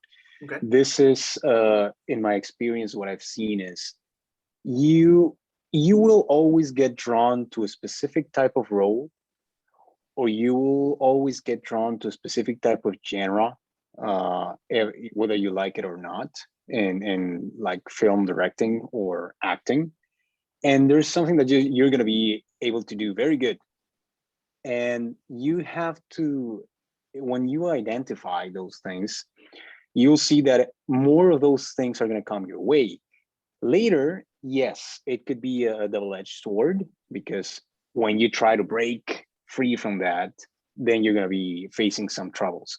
But in the meantime, what's going to happen is that you're going to get yourself known, and it's going to be easier, because right now, and I'm going to tell you this, I have a couple of actors that I had in my films, and I know what type of roles they can do, because it's not only as a director, I've not only worked with them for 2 minutes. I know what they can do whilst doing a specific role. So I learn when you're working with somebody else, they're going to pay attention to what your abilities are and what your capabilities to create something different, and what your range is. So don't think that if you're doing just one type of role, you're gonna be like stuck in that role forever. Yes, that's what people are gonna see, and that's why they're gonna call you if you put that on your demo reel, or somebody watches the movie that you were in and they say, okay, this guy was amazing, I want that. That can actually work in your favor too. So that's what I'm saying. It's being typecast is not as bad as one might think. It can work for you a lot of the times, but I don't know, it's just like exploiting your strengths. Yeah, I was gonna if say you it will. does make you reliable as an actor, because on one sense they know if they need this part, they know where to look, they know where to find you, and that does make it easier for you to be like, oh, he's this guy, I can count on him for this role and that kind of role. And if you want to diversify, I saw someone talking about Brad Pitt a few in an interview, and how in the beginning he was the pretty boy, and a lot of actors started out like that, the rom-com boy, the pretty boy, and they did these roles for many years, and that's what got them on the map. But as they became more successful, then they had more opportunities, they had more people that they knew, and then they could finally delve into the deeper roles that they wanted. So I feel like it's all about using that to your advantage as well, and knowing how to take advantage of that typecasting, like Jorge said. And when you get that opportunity to do something different, you take it. Think about it this way. Maybe you're a shoemaker, and you can make, I don't know, boots and heels and flip-flops, whatever. But if you see that when you're making boots, those boots are selling all day, every day, what's gonna feed you in the long run? So you make the boots. It doesn't mean that you can't do something else. You're not gonna be like somebody is gonna ask you, oh, can you make heels? Then you're gonna say, okay, I can make heels too. And then you go into that. But if you're seeing that the boots are selling like red, so then you should do that. That's my opinion. That's my opinion. Yeah, I feel like it depends on the person you are. Like if you are comfortable with that, if you're not, and you really don't want to keep doing those roles and you don't love those roles, that's going to show in the movies you make too. Like if you hate this part and you have to keep playing it over and over, they're going to see that you don't have passion for it anymore. And that may affect the roles that you're given in the future. So if you really don't feel it, don't force it too, because I feel like that's also important. I mean, I'm not an actor, but I would feel that way if I'm not passionate about something. I can watch a movie and I can see when an actor is just phoning it in because that's what he's known for, and he doesn't really like what he's doing. Hopefully I'm right in this.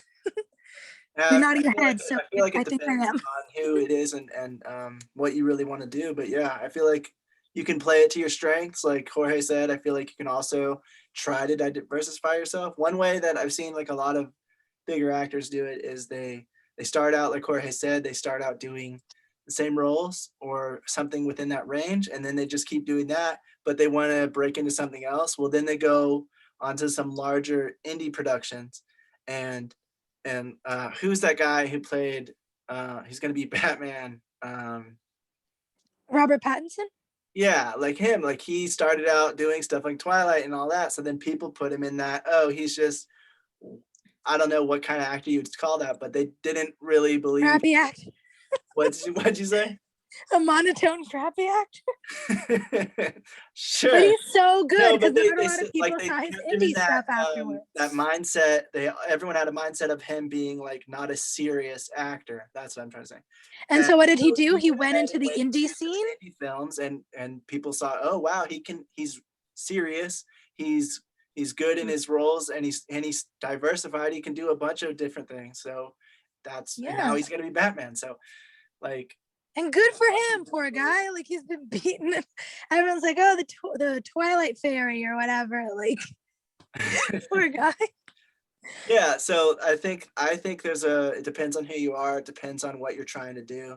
But I feel like there's a few different ways you can go about it, and you can definitely play to your strengths, and you can use it to get ahead, or you can try to start at a different take a different avenue right now so that you can show that you can do this other role you want to do more often, and just show that you're not just one role, like you're not just one note. So on that, we're just gonna finish the do's and don'ts, and then we'll move on to cameras and stuff, because we know it's getting actually, and then that. So we're just gonna rush real quickly through this. Well, the do's and don'ts of auditioning as well. Like that's what I mean.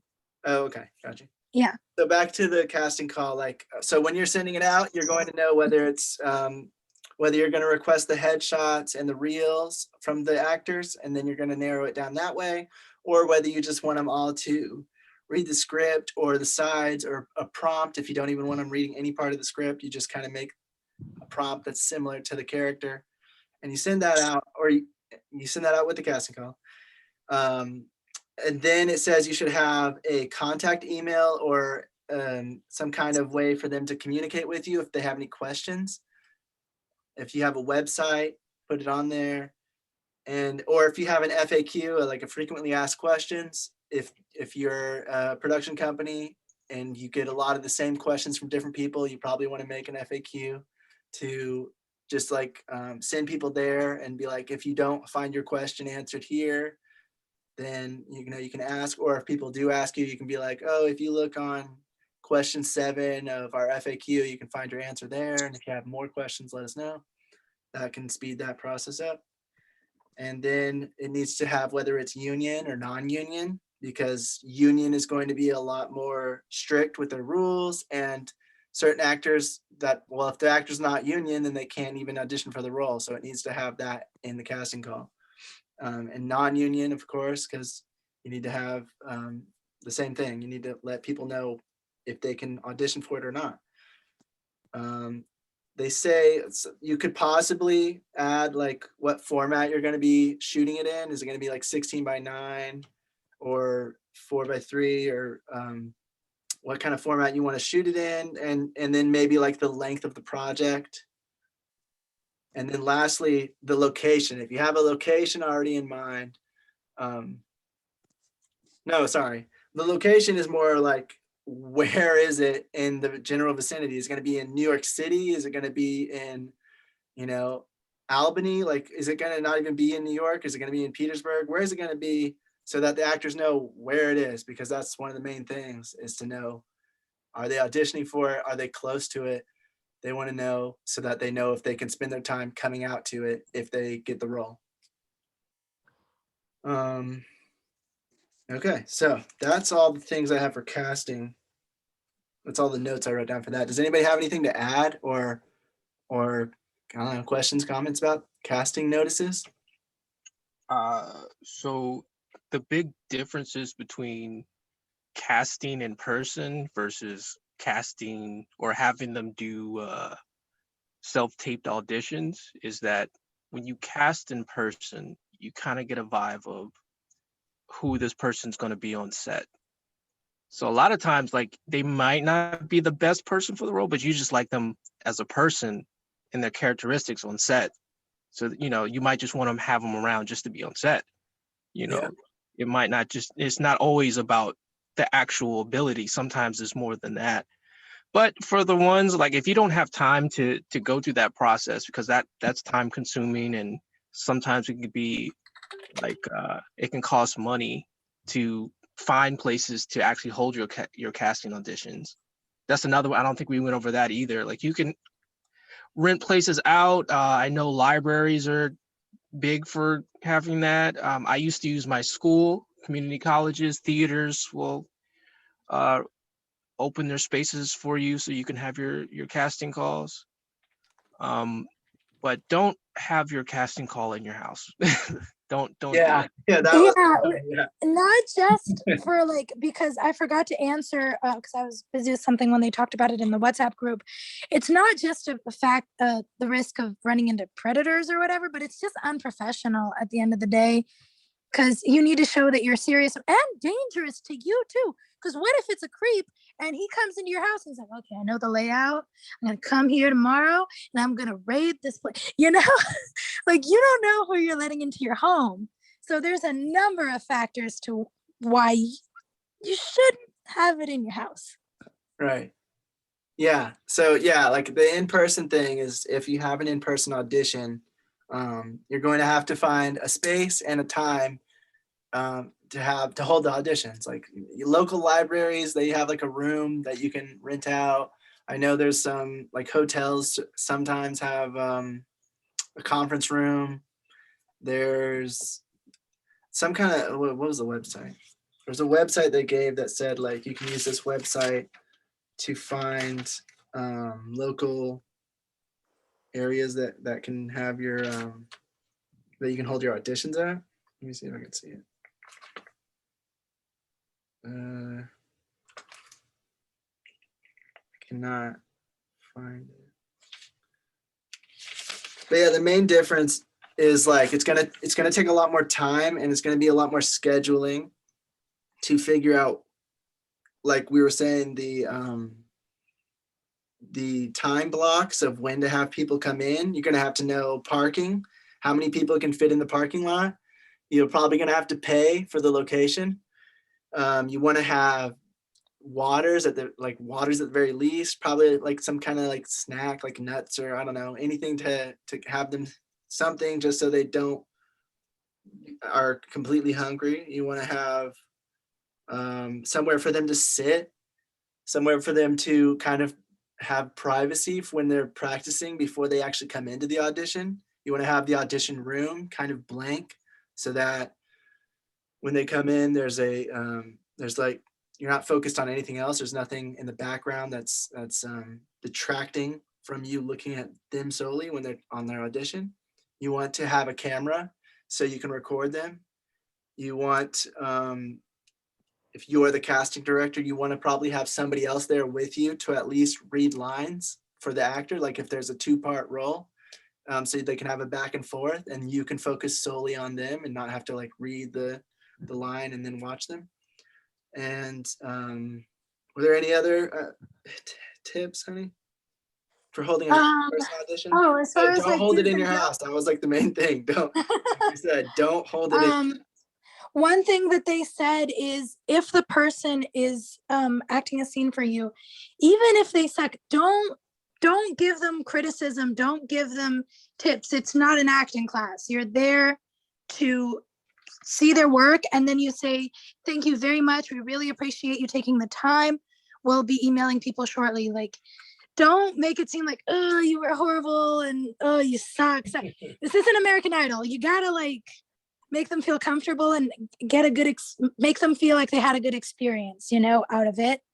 And don't ask anything inappropriate or ask them to do anything inappropriate. Oh yeah, like one of the videos had like some really good, it seemed real. Like they had the actor come in, the fake actor come in and audition, and they said like, here's something that some casting directors do, some new casting directors will do, and it's not good. It doesn't look professional. It can even get you in trouble possibly, is asking inappropriate questions like, hey, so right when they come in, you asking them to take their shirt off because, well, in the shot that you're going to be auditioning for, you're going to have your shirt off in the swimming pool scene. So I just need to see what you're going to look like for the director. Can you just take off your shirt and spin around so I can see what what your body is like? And like that will make everything be uncomfortable. That's a big no-no. That's probably something that's needed to be gone through a little later in the process, just so that they can understand exactly what they're coming in for. Or maybe have it clear that like there will be scenes like this, but like don't have it the first day. Okay, take off your shirt. Let me see how you look. You know, it's a little Don't say anything that'll make them feel uncomfortable when they're in the audition. Like, how do you feel being in nude scenes? Or how do you feel doing kissing scenes? Like that'll just make them personal questions as well. Like don't ask them too personal questions. What they were saying is you can make them feel comfortable in the sense of like, if you see that an actor is really nervous, like ask them, oh, hi, how are you? What's your name? Hi, my name's so-and-so. So how did you get into acting? Like ask them a question just to get them relaxed. Not every actor though, because what I mentioned and someone in one of the videos actually said for me, because I was like, well, what if an actor's in character? What if he's trying to be focused? You know, if you see that he's really focused on this role and he's just ready to do it, don't try small talk. But if you see that he's nervous, just, you know, calm him down. Don't ask any real personal questions, but just, you know, hey, how you doing? That kind of thing. It makes them feel more comfortable because sometimes they're really good actors, but they're just nervous, you know? And they need a little bit of talking to before they can wind down and finally give a good performance for you.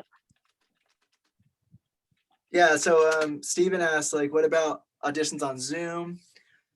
They just did one and it seems like a good option. Yeah, so they were saying that is a alternative option. You can do a live Zoom call for auditions if you don't want to do in person, or if you can't because of COVID. There are actually a lot of companies are actually doing this a lot more. They're doing the Zoom auditions first, or they're having people send in recording of auditions.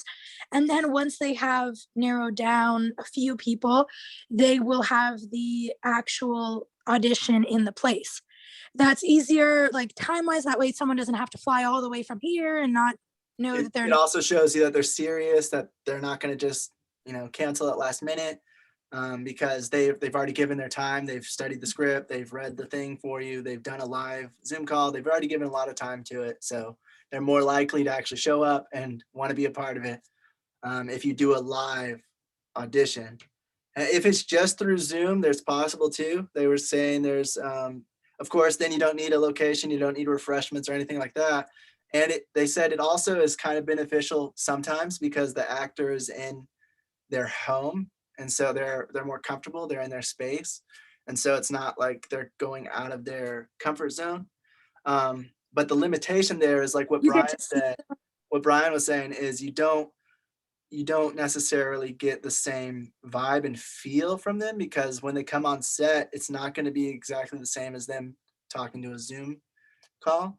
And when they're in the audition, it's not going to be exactly the same as on set, but it's going to have a little bit more of that kind of feel of them stepping out of their comfort zone.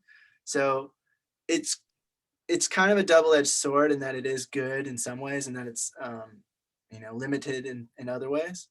But it definitely helps on costs. It helps on people not wasting their time driving down or flying down if they're really serious about it.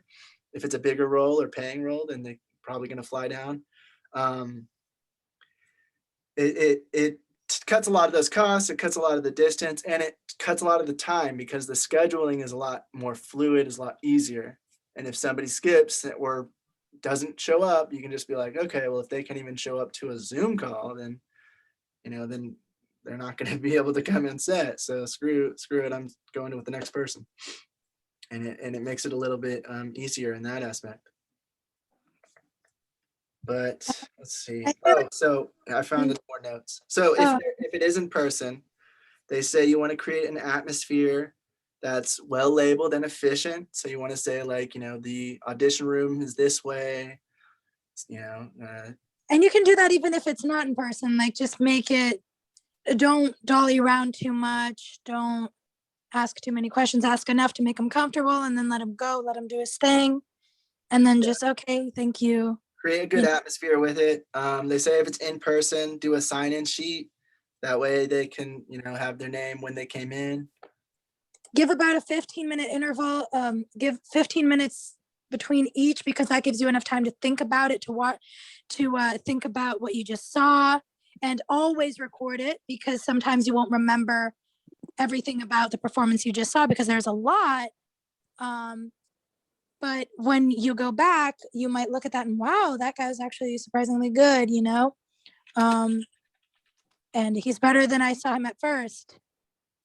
Yeah. Or something like that. And I thought he was at first. What was the other thing? I feel like there was another thing that was pretty important. Yes, I remember. Sometimes a casting director will really like someone, and he'll see something that the director doesn't see. And they say that casting directors should really fight for that. People who are doing the role of casting should really fight for that, but you're not always gonna get that person, because at the end of the day, it's the director's call. So just keep that person's contact, because you might they might be good for something else, Yeah, if you're a separate casting director. If you're the director and the casting director, then you obviously know what you want. But that's for if it's a separate person doing the casting.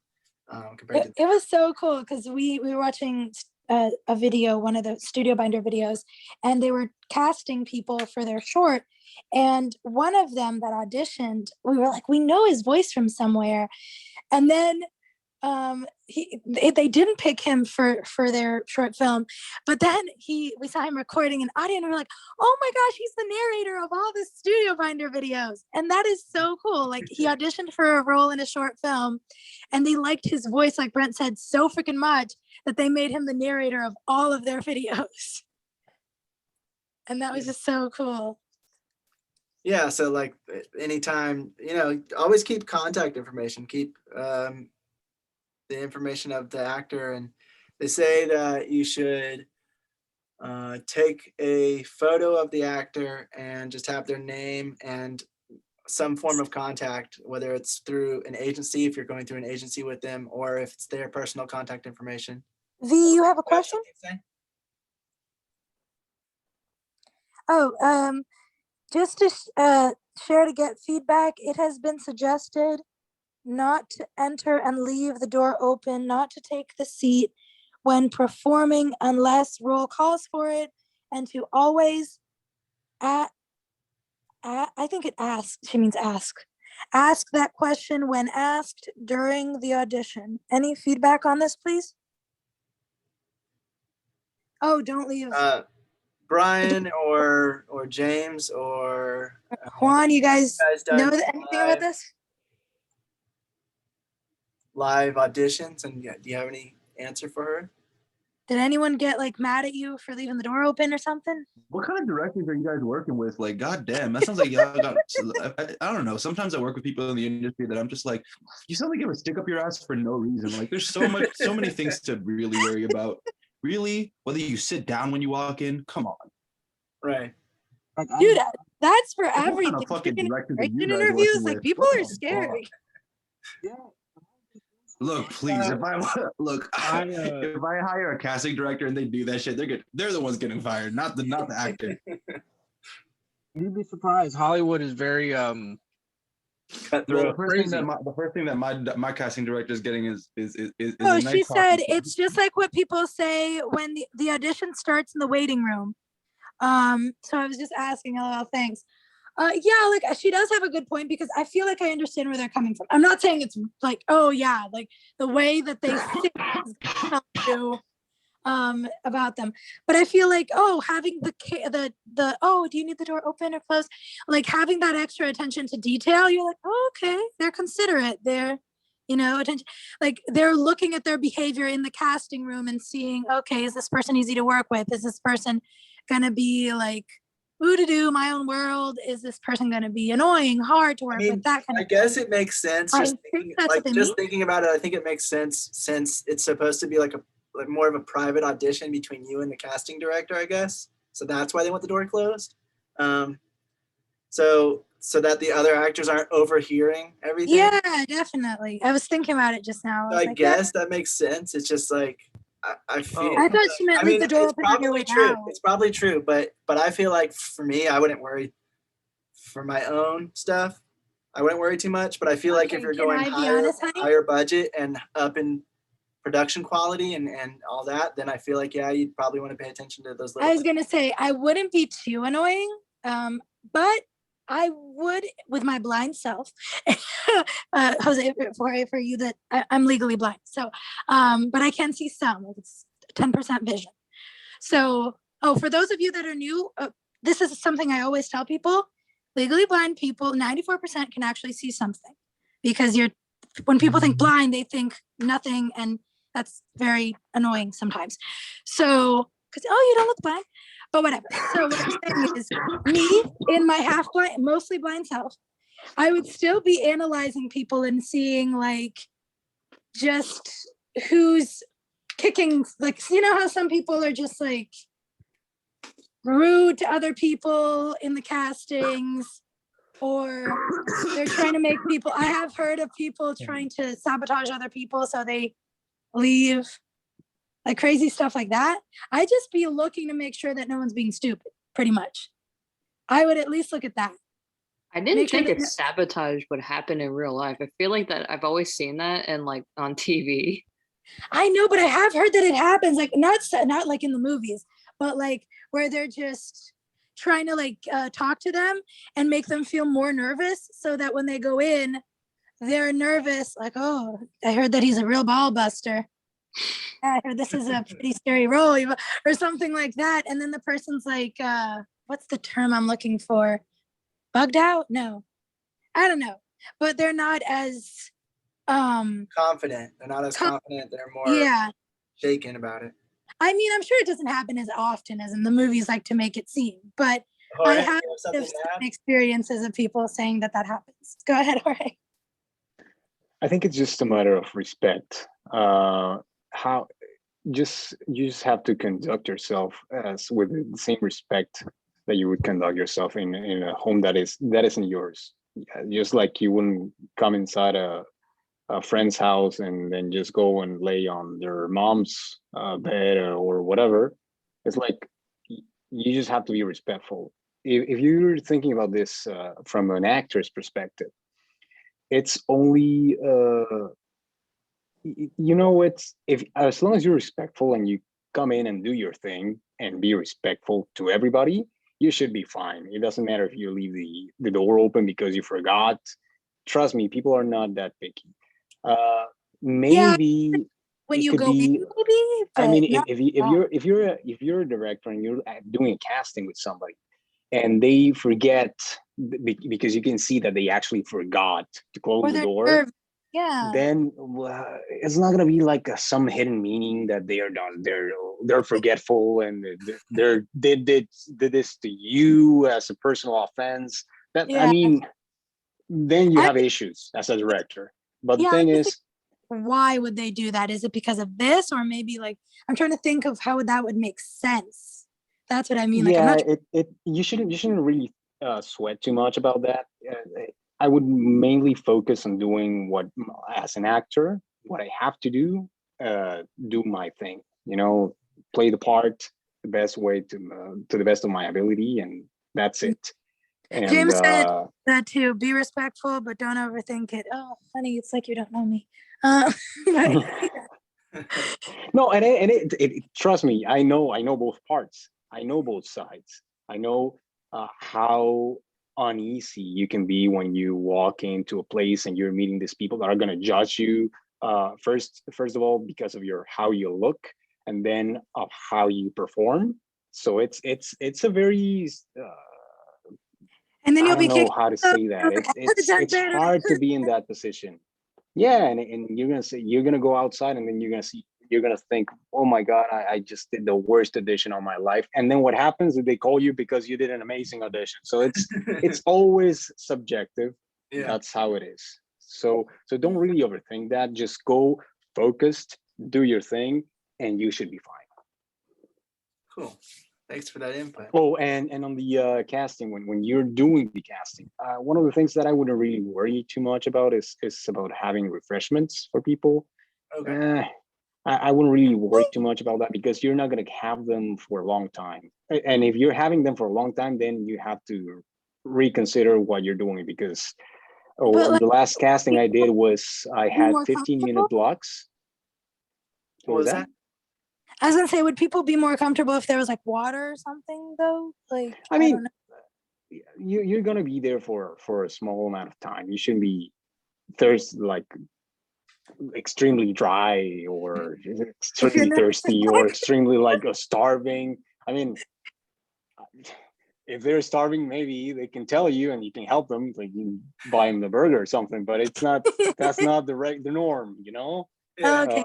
Yeah, that's good to know.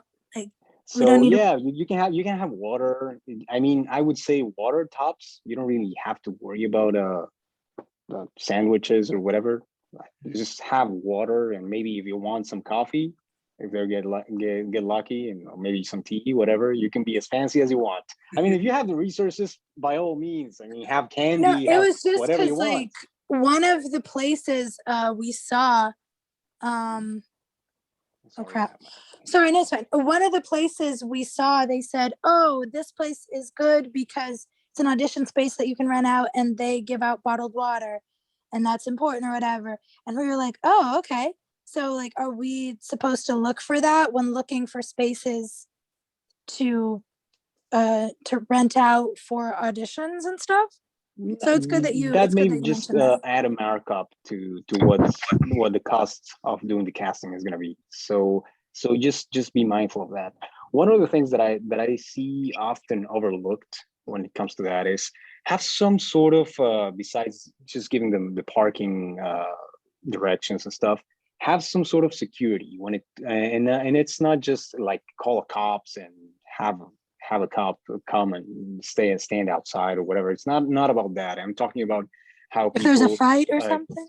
If there's a fire, no, not just because of that. It's if there's a fire, you have to know the directions. You have to know where people have to exit the building from. You have to be aware of that. So if something happens, you're prepared. And if somebody is like has I don't know, an epilepsy attack or whatever, or has like seizures or something, that you know where to go to, you're prepared for that. As directors and as producers, we often overlook that because we want to jump straight into the art and we want to make and we want to create and we're focused on that, but sometimes we're not aware. And this is something that happened to me when I was very young. I was thinking too much about the artistic aspect of the thing, and I didn't realize that most of my actual job is to be on top of things and to know things and prevent stuff from happening, you know, especially if you're producing as well as directing, because if you're directing, you may not have to worry too much about stuff. But if that's only if you're just directing, and yeah, and again, I can state this thing enough. You may not have to worry about stuff. I would not recommend that, but it's important to know all the things and how to deal with people having a breakdown.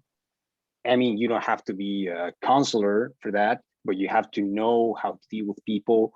And when you're looking for a dramatic role and they have to like go into a deep place in order to perform for that role that you're like the scene that you're casting, you have to know how to deal with that and how to bring them back in case they can't get themselves back. And then you have to figure out if you're willing to deal with that on a regular basis with that, if you choose to go with that actor specifically, like a method actor that's in it, and then because you know that can be a problem. Yeah. You know? So in the future, so you might have to, as long as you're done with that, I personally wouldn't keep an actor or wouldn't go for an actor that has a very high difficulty of getting himself out of that zone, because then there's not a very good that's not a very good manager of other emotions. Yeah, I feel like especially if it's an indie film, like if you can get a method actor later in your career, once you have like a bunch of people and they have like people that can help them, and or some, like if you're in a bigger production, I guess, like I don't want to be like, oh, if you're a method actor, I'm not going to hire you, because that's kind of like, well, if you're good. It's just like you said, I feel like as my first few projects, I probably wouldn't, just because I know that there's a lot more that goes into it. No, and they can And- be method actors, and there's no problem with that. As long as they can manage themselves, you're good. You can work with whatever, because they're actually professionals. Oh, you're talking about the ones that still have trouble distinguishing between like getting out of their method, you say? Right. Mhm. Right. If they're like, they can do whatever type of acting that they want, as long as they're professional. And when you say cut, the thing goes away, then you know that there's a person that is a professional. Yeah, Now- I had an actress when I was like just kind of starting out, and she never cut it off. So like she had this attitude. Oh. Like whenever we cut, it would be like a reality show behind the scenes. So I was like, and I never really experienced. I was like, yeah, what is her deal? Like every time I see her, she's always crying and bawling her eyes or doing something. And then like somebody's, oh no, she's trying to stay in the mood. And I was like, oh, because that's when I was still studying the technique of med. So I didn't really pick up what was going on, but she never really cut it off. Like that was her thing the whole time. Like she never cut it off. And I was like, oh. So I mean, some actors do that. Like they try to stay. I mean, you've heard stories where they stay in character the whole time, which if it's a cool character, I guess is all right. But if it's an annoying character, I was just gonna say, I feel like maybe the rule of thumb would be, unless you're famous enough to where people don't Jim Carrey sticking in the character. Carrey staying in character all the time, like unless you're famous enough to where people got to put up with you, don't be too mad. I think I don't have that much to add because that's not my field of knowledge. All I know is like no one likes how, I think a lot of people don't like Jared Leto for that. Oh Like, yeah, a lot of people, especially when he was the Joker, because he like clocked it to 11. He sent a rat to Margot Robbie. I was like, what the heck? I think he also sent a package of like used condoms to someone else or something. I don't know. Okay, that's not being a method actor. That's just you wanting to be like the creepy dude.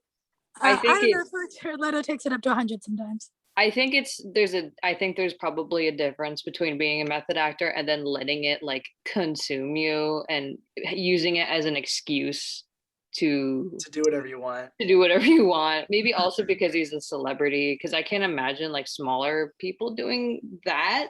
That's what I was thinking too. I was like, you gotta be big for people That to put up with happens that. more often than you think. With like small people who like can be dropped easily or like more easily. Oh than, yes, there's a lot of people that think that they, just because they call themselves an actor, they can do whatever they want. And you will find a lot of people like that. This is a very it's an amazing world to be in, but you have to be careful with a lot of people. So I think I went to a casting one time for a theater play, and then this guy out of nowhere said that he wanted to be the director. And he was doing the casting with us. The director was actually casting us. And he said, well, I want to be the director, so I'm going to be doing this. And he stood up and started saying that we should do something, and we should follow him because he had more experience. And I was in shock because I was never expecting this to happen. And I thought, well, maybe this is a part of the performance. Maybe this is the actual director. Or I was completely confused. But the problem is that it was not a joke. It was not a scene. And the guy got angry, and he started, like, the actual owner of the theater had to come inside. And this guy started a fist fight with this guy. The police got involved. It was insane. So it is very important to know that you may find somebody, like, you're not immune to those type of people in your career. That's one of the most important things to think about, that you always have to have some sort of escape route in case something happens. And well, that's just my experience. I feel like what we were talking about, there we go.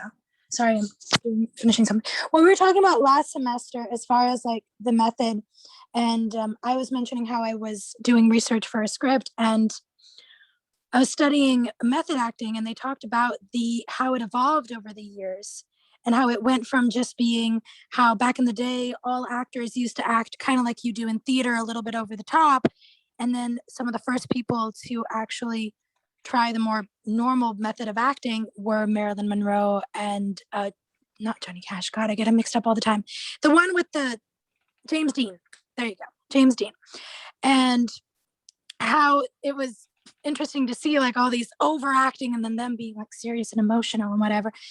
And they talked about how over the years, method acting became such an interesting thing, but it isn't for everyone because it started as introspection. It's kind of like you search for those emotions inside yourself from the experiences you've had. And most of the people that can do it well are people that have had really traumatic experiences, like really horrible things happen in their lives. And you can lose yourself in those emotions because our brains are amazing, but they can only handle so much trauma and so much like revisiting such traumatic emotions that haven't been dealt with. So it can like break, kind of like a computer bugging out, like a system bugging out or something like that. So they say that method acting is not for everyone.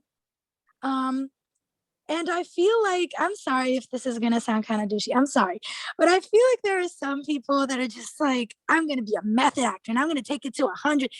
And it's just obnoxious. And they don't need to be that, but they think that they'll be more professional if they're like that.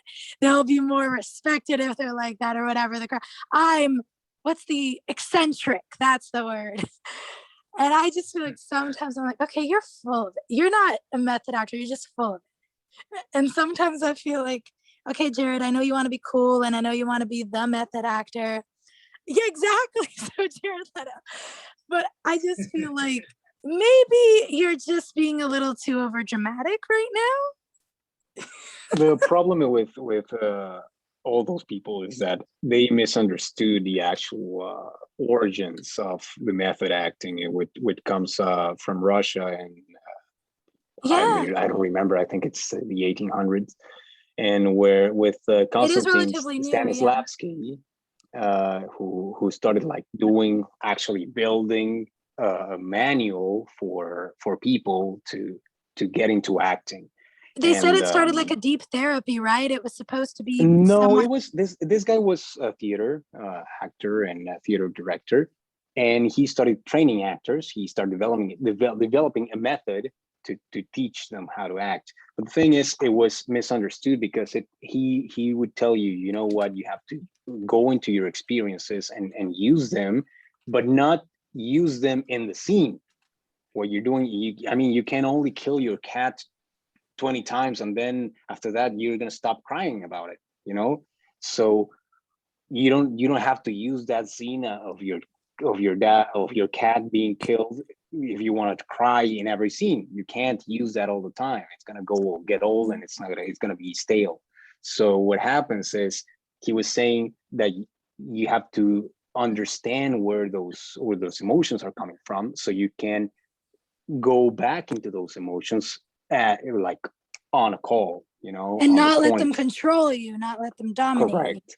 Yeah. But I mean, there's apologies. So I was actually listening to a podcast that was talking about the psychological method to method acting, like how people actually use that in therapy, like method acting, to get people back to those emotions so they could feel comfortable with them and they could feel free from them, detach a lot themselves. a lot of teachers teach that,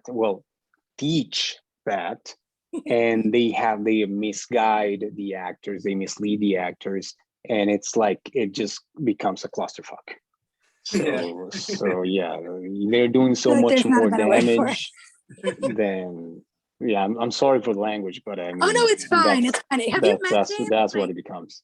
He's our resident potty mouth. It's fine.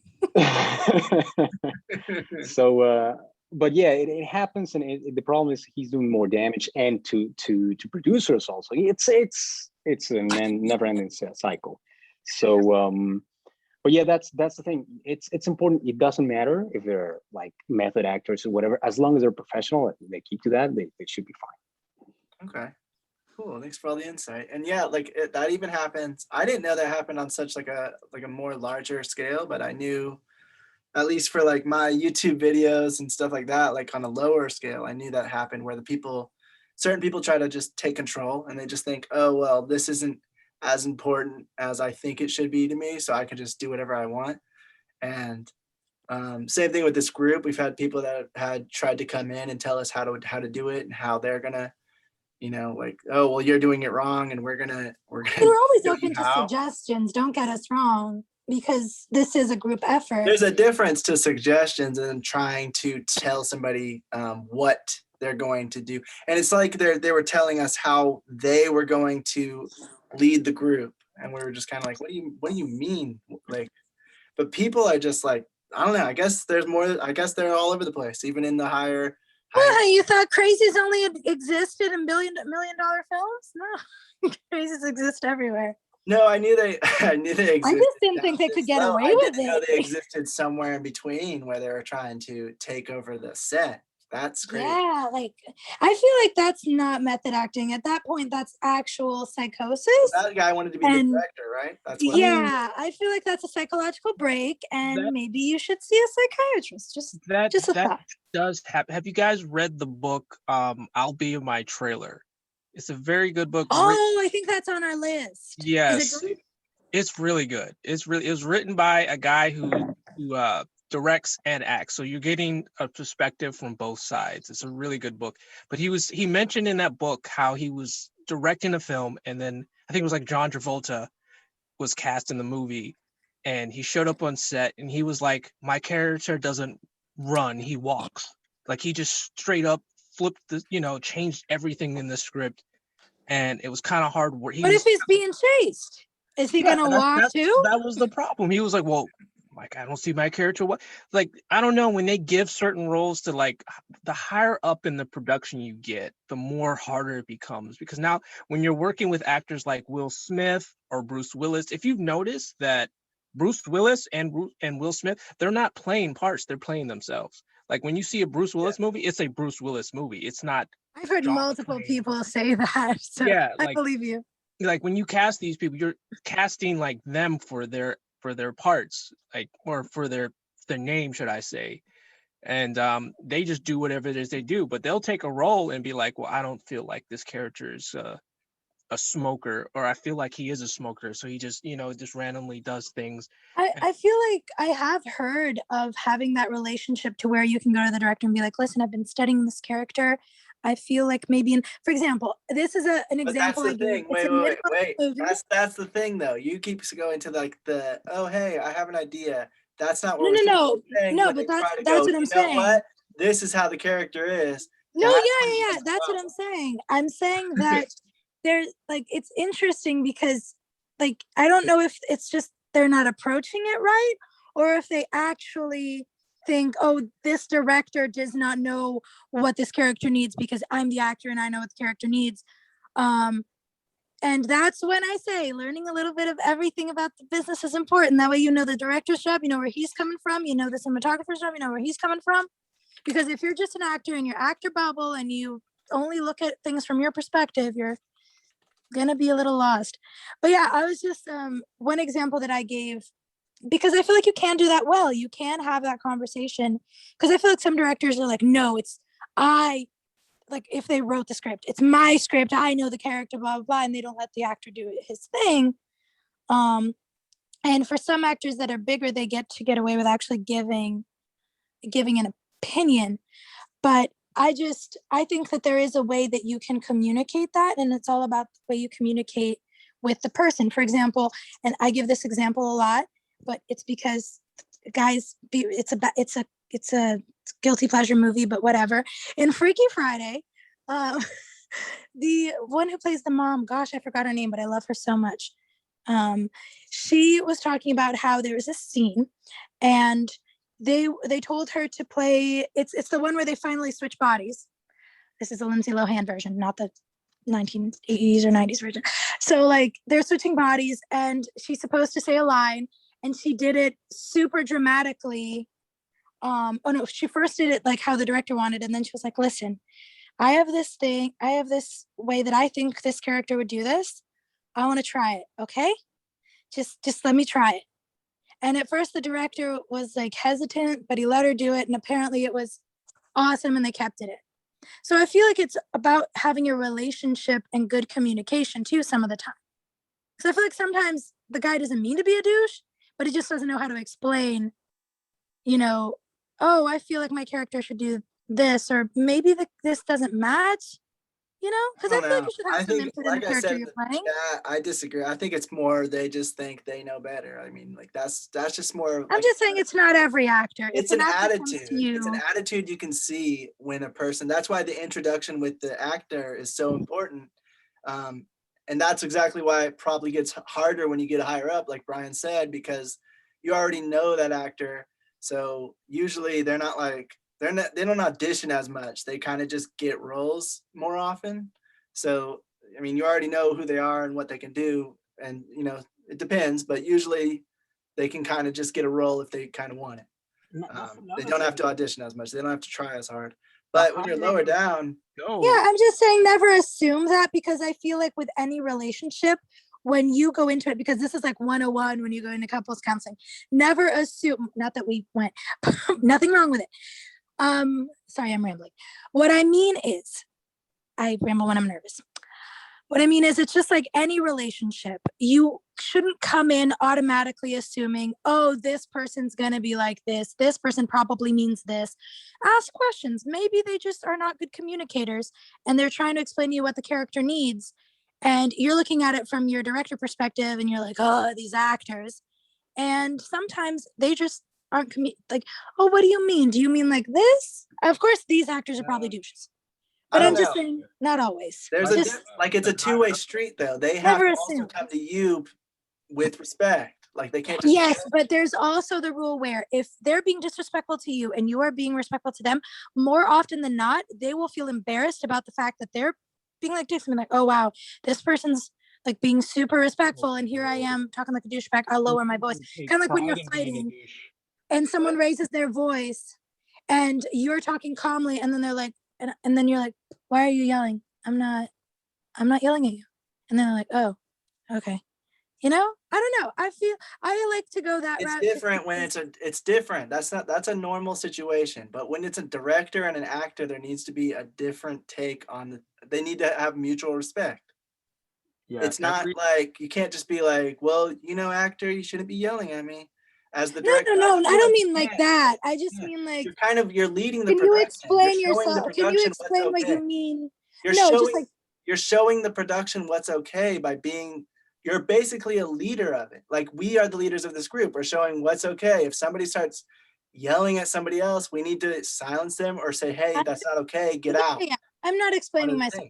I don't mean be nice. Like, oh, do you need anything? What did you mean? No, I mean like, can you explain yourself better, please? Like firm, but not aggressive. Firm, but not aggressive. Because you're still professional. If you're yelling at the same tone that he's yelling, or if you like treating him like garbage, then you're going to come out looking bad.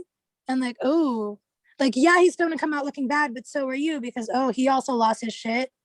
Like with the whole Tom Cruise thing, the people were wrong, but him exploding like that kind of made him look like the bad guy to some people. So it's also about how you react on a set, because everyone is looking at you. If you react like, listen, I'm the director, you're going to listen to me, you're going to do it. People are going to be like, oh, okay. Jeez, didn't know he was like that. You know what I mean? Am I explaining it better like this? I don't know. The situation calls for different things. I think if like in this group, for instance, right now we're leading it. I feel like if everybody just started bursting out yelling at each other, then I'd be like, hey guys, this isn't okay. And I'd silence everybody with muting all. And I mean, that would be like a control aspect, I guess. But otherwise you just have chaos. So there's different situations that call for different I feel reactions. like it does depend on the situation. You're You can't probably just right. be like, oh, this is, you know, like I'm just saying, I just feel never assume the aggressive mode at like immediately. Try to take a minute and be like, okay, are they being like this? Okay, that's all I mean. It's just like, never assume that they're coming to you aggressive. I don't know. I'm probably not explaining it right, but you're probably right. It depends on the situation, and that's why different situations call for different. Like, there's no one size fits all to anything. You know, different actors call for Yeah, different. James is right. There's so many situations that can happen that we'll be talking about it all night. So we should probably just move on. Yeah, we should. We're thinking we might talk about lenses and ISOs and all that kind of thing on Thursday because it's already 11:31, and we know you guys have lives. And Yeah, it's a so month. we might add the camera stuff in next week and just kind of finish off on the auditions, if that's. I'm unless you sorry guys for wanna the stay people around. that only came for the Sounds great. lenses. Like, So I'm just really go through sorry the for the audition stuff and then call it and then try to fit the rest in on Thursday, or what do you guys think? What do you guys think?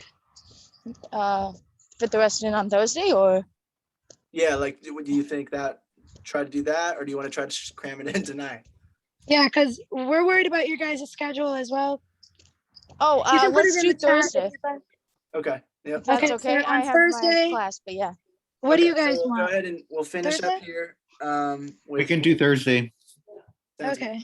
Okay. And is the book study on Wednesday?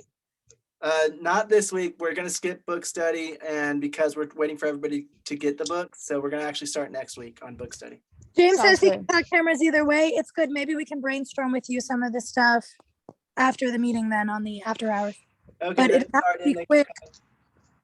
Yeah, okay, bye. It'd have to be quick though, because like I don't want to.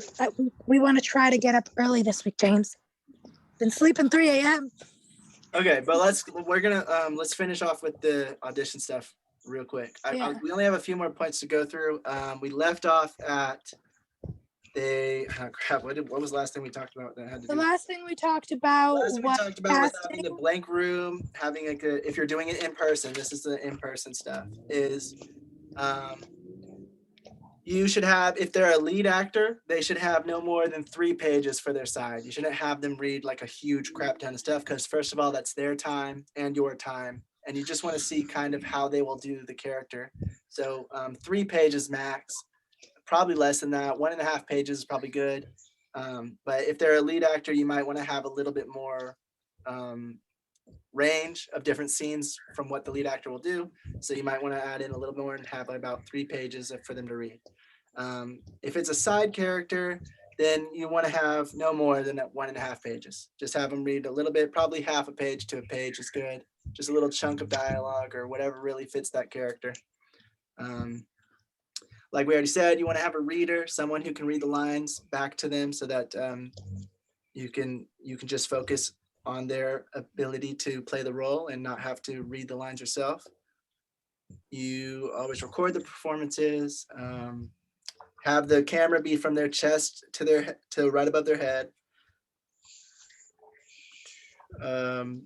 You can see how professional they are because you can see, did they arrive late?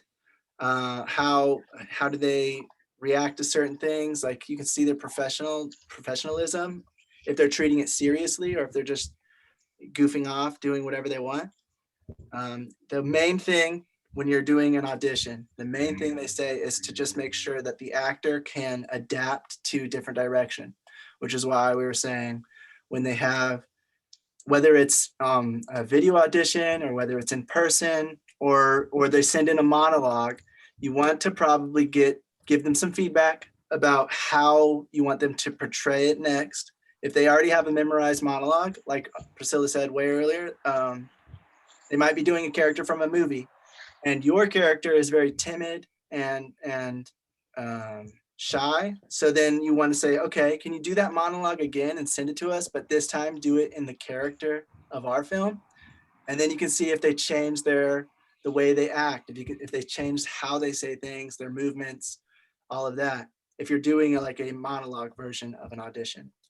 If you're doing it through Zoom or in person, then you want to give them some kind of direction after they do, if you feel like they are a pretty good a pretty good fit for the role, then you can give them like a little bit more direction to see if they can adapt. Okay, can you try doing this in a more comedic tone? Can you do, can you be a little, maybe he's rushing to work. Maybe he has something he needs to do. So he's really in a hurry. Can you portray this scene as if the character were in a hurry? And then you see like how they act and if they can adapt well to that direction. You can even be like, think about it a few moments and then go ahead and start whenever you're ready. Something like that.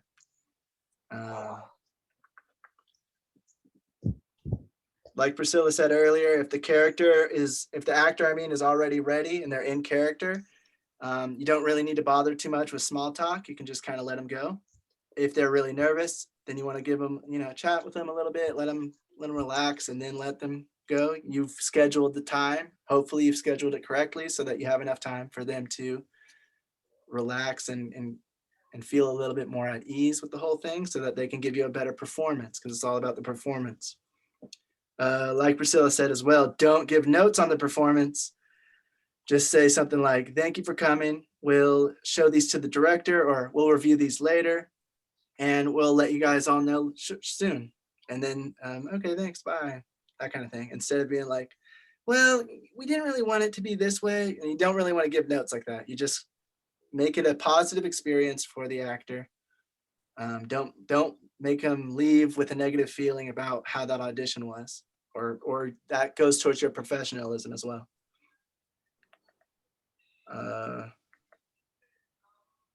And then just like keeping the idea and the contacts for future. I think that's pretty much everything. Does anybody have any comments, questions, anything? Yeah, you said something about on Wednesdays you do like a book club or something like that. That's the first time I'm hearing about it. What was that? It's really quiet. I'm sorry. You said Wednesday you guys do like a book meeting or something like that. Yeah. So that's a kind of it's enroll with this, but it's separate for the people that want to kind of delve a little deeper into these subjects. We are going to be reading 2 books this semester. One is Directing Actors, and I think it's Judith Weston is her name, who wrote the book. And we're going to be reading Introduction to Cinematography. And so we'll be reading that along with studying all the stuff in the syllabuses and coming together in this group. But it's kind of a separate thing, but it goes along with it for the people who have time and want to be part of it. I'm sorry. You didn't start yet, right? We haven't started yet. We're actually going to be starting next Wednesday. Okay, I should be able to get the book by then.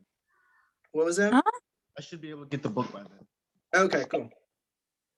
Yeah, and if anybody else wants to join that, let us know. If you can't, don't buy it on Amazon. It's like $50. You can, if you can't afford that, you can get it on eBay for like $6, $10, because it's pretty pricey it's a textbook. So if you have any trouble with that, let me know. I can, Yeah, help you. actually, Priscilla, can you add him into the book study? I don't think he's in it. We have a separate WhatsApp yeah, for this it. is the first time. This is the first time I'm hearing about it. Wait a minute. 1 second. I think, well, it was in the email. No, I added you last week. Hold on, guys. Hold on. I just want to comment on this real quick. So the original email we sent everyone did have the mention of this book study. I know it was a really long email, but that is why it is, very important to read through everything. That isn't just for us, it's for the whole industry. If you get sent something, you need to read through it. If it's a kind of a contract, you need to read through it. Are they trying to screw you over? Well, how are you going to know unless you read through that contract and find that detail that says, oh, we don't have to pay you if you do this and that, or whatever it is. Like, you need to read through those big documents so that you can get used to it, because if it's a casting call, you need to have all that information. You need to know where, what, when. If you're making that, you need to make sure not to leave anything out as well. So when we send these emails out that are really big, it's because there's a lot of information we're trying to give out in a short time. And so that first email actually did mention, and I understand why, like you wouldn't know about it because there's so much in there. But just to let you guys know that we did send it out in the first email. And it does mention that we will have an optional book study on Wednesdays, but it's okay that you guys don't got it. And Okay, I was just gonna say, John, I added you last week. You asked to be added Yeah, is it the same onto thing the as the? WhatsApp. Is it the same WhatsApp thing as the? Yeah, I sent you. Okay. no, he's not in the book study one, honey. He's Yeah, that's what I'm saying. I'm in Oh. the Saturday Are one. you sure? Let me Oh, check. I think he's in the screenwriting one. Yeah, I'm in the screenwriting one. Okay, so that's a separate thing as well. Oh, I'm Sorry, like there's sorry. a lot of I separate was. things we got going on. I'm sorry.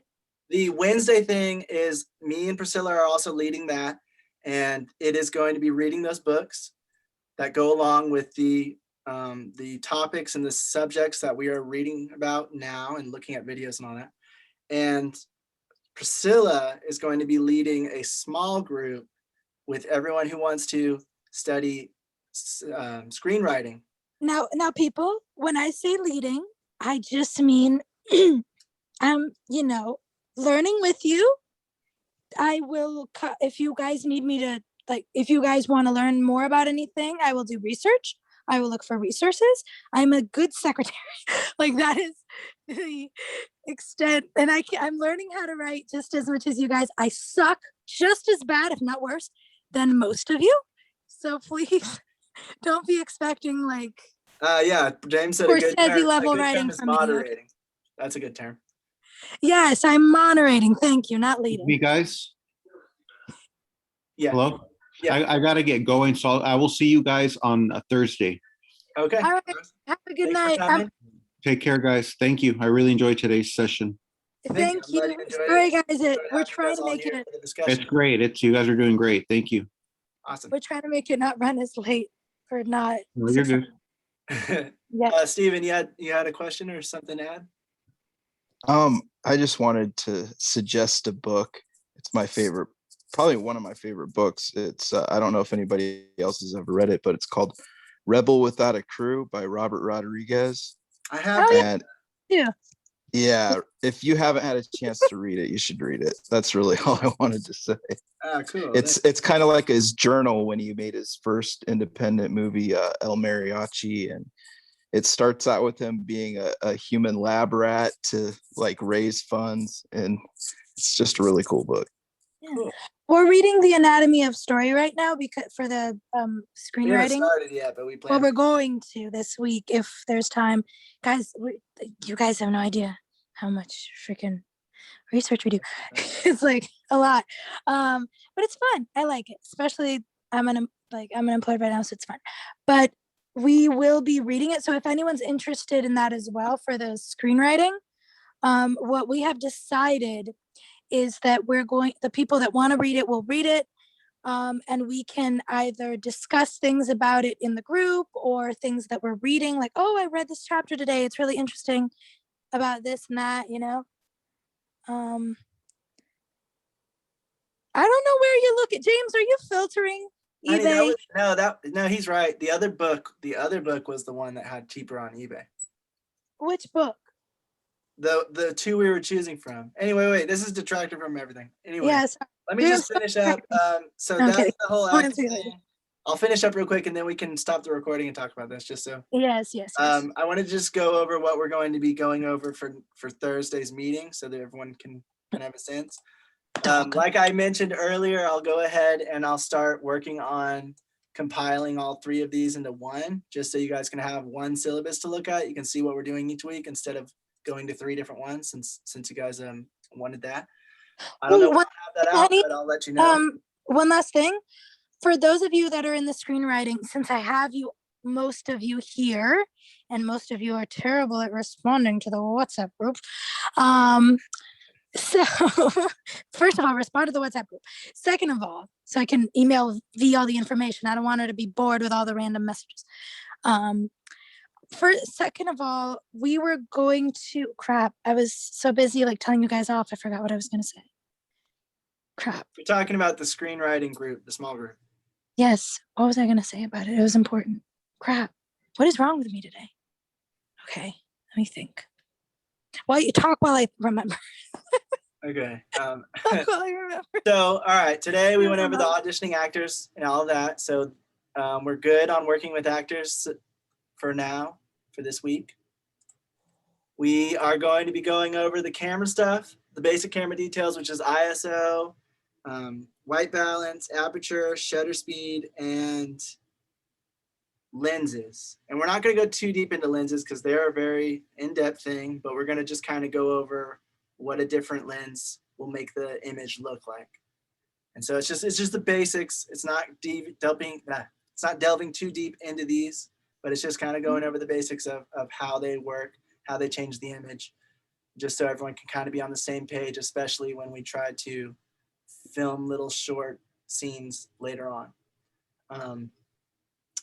Then we're going to also be looking into the first assistant camera roll and the second assistant camera roll. What do they do? What's their function? How do they help, with the shoot and cinematography, and see like how they are focus polling and slating and all that. So we'll talk about that. And then the last thing we're talking about is the script breakdown. And if we have time, we'll go over the shooting schedule. We went over this last semester, so I might just like briefly go over it and then link the YouTube video of the recording from that semester. But just going over the script breakdown for the form, since it's another production form that's really necessary. It's absolutely necessary to the pre-production process. So that's what we're going over, and so just look at that stuff, and I'll try to get the compiling of these syllabuses down into one sometime. Okay, so what I was gonna say about the group, I still don't remember, but I'll just state the other thing I remembered. I'll probably remember like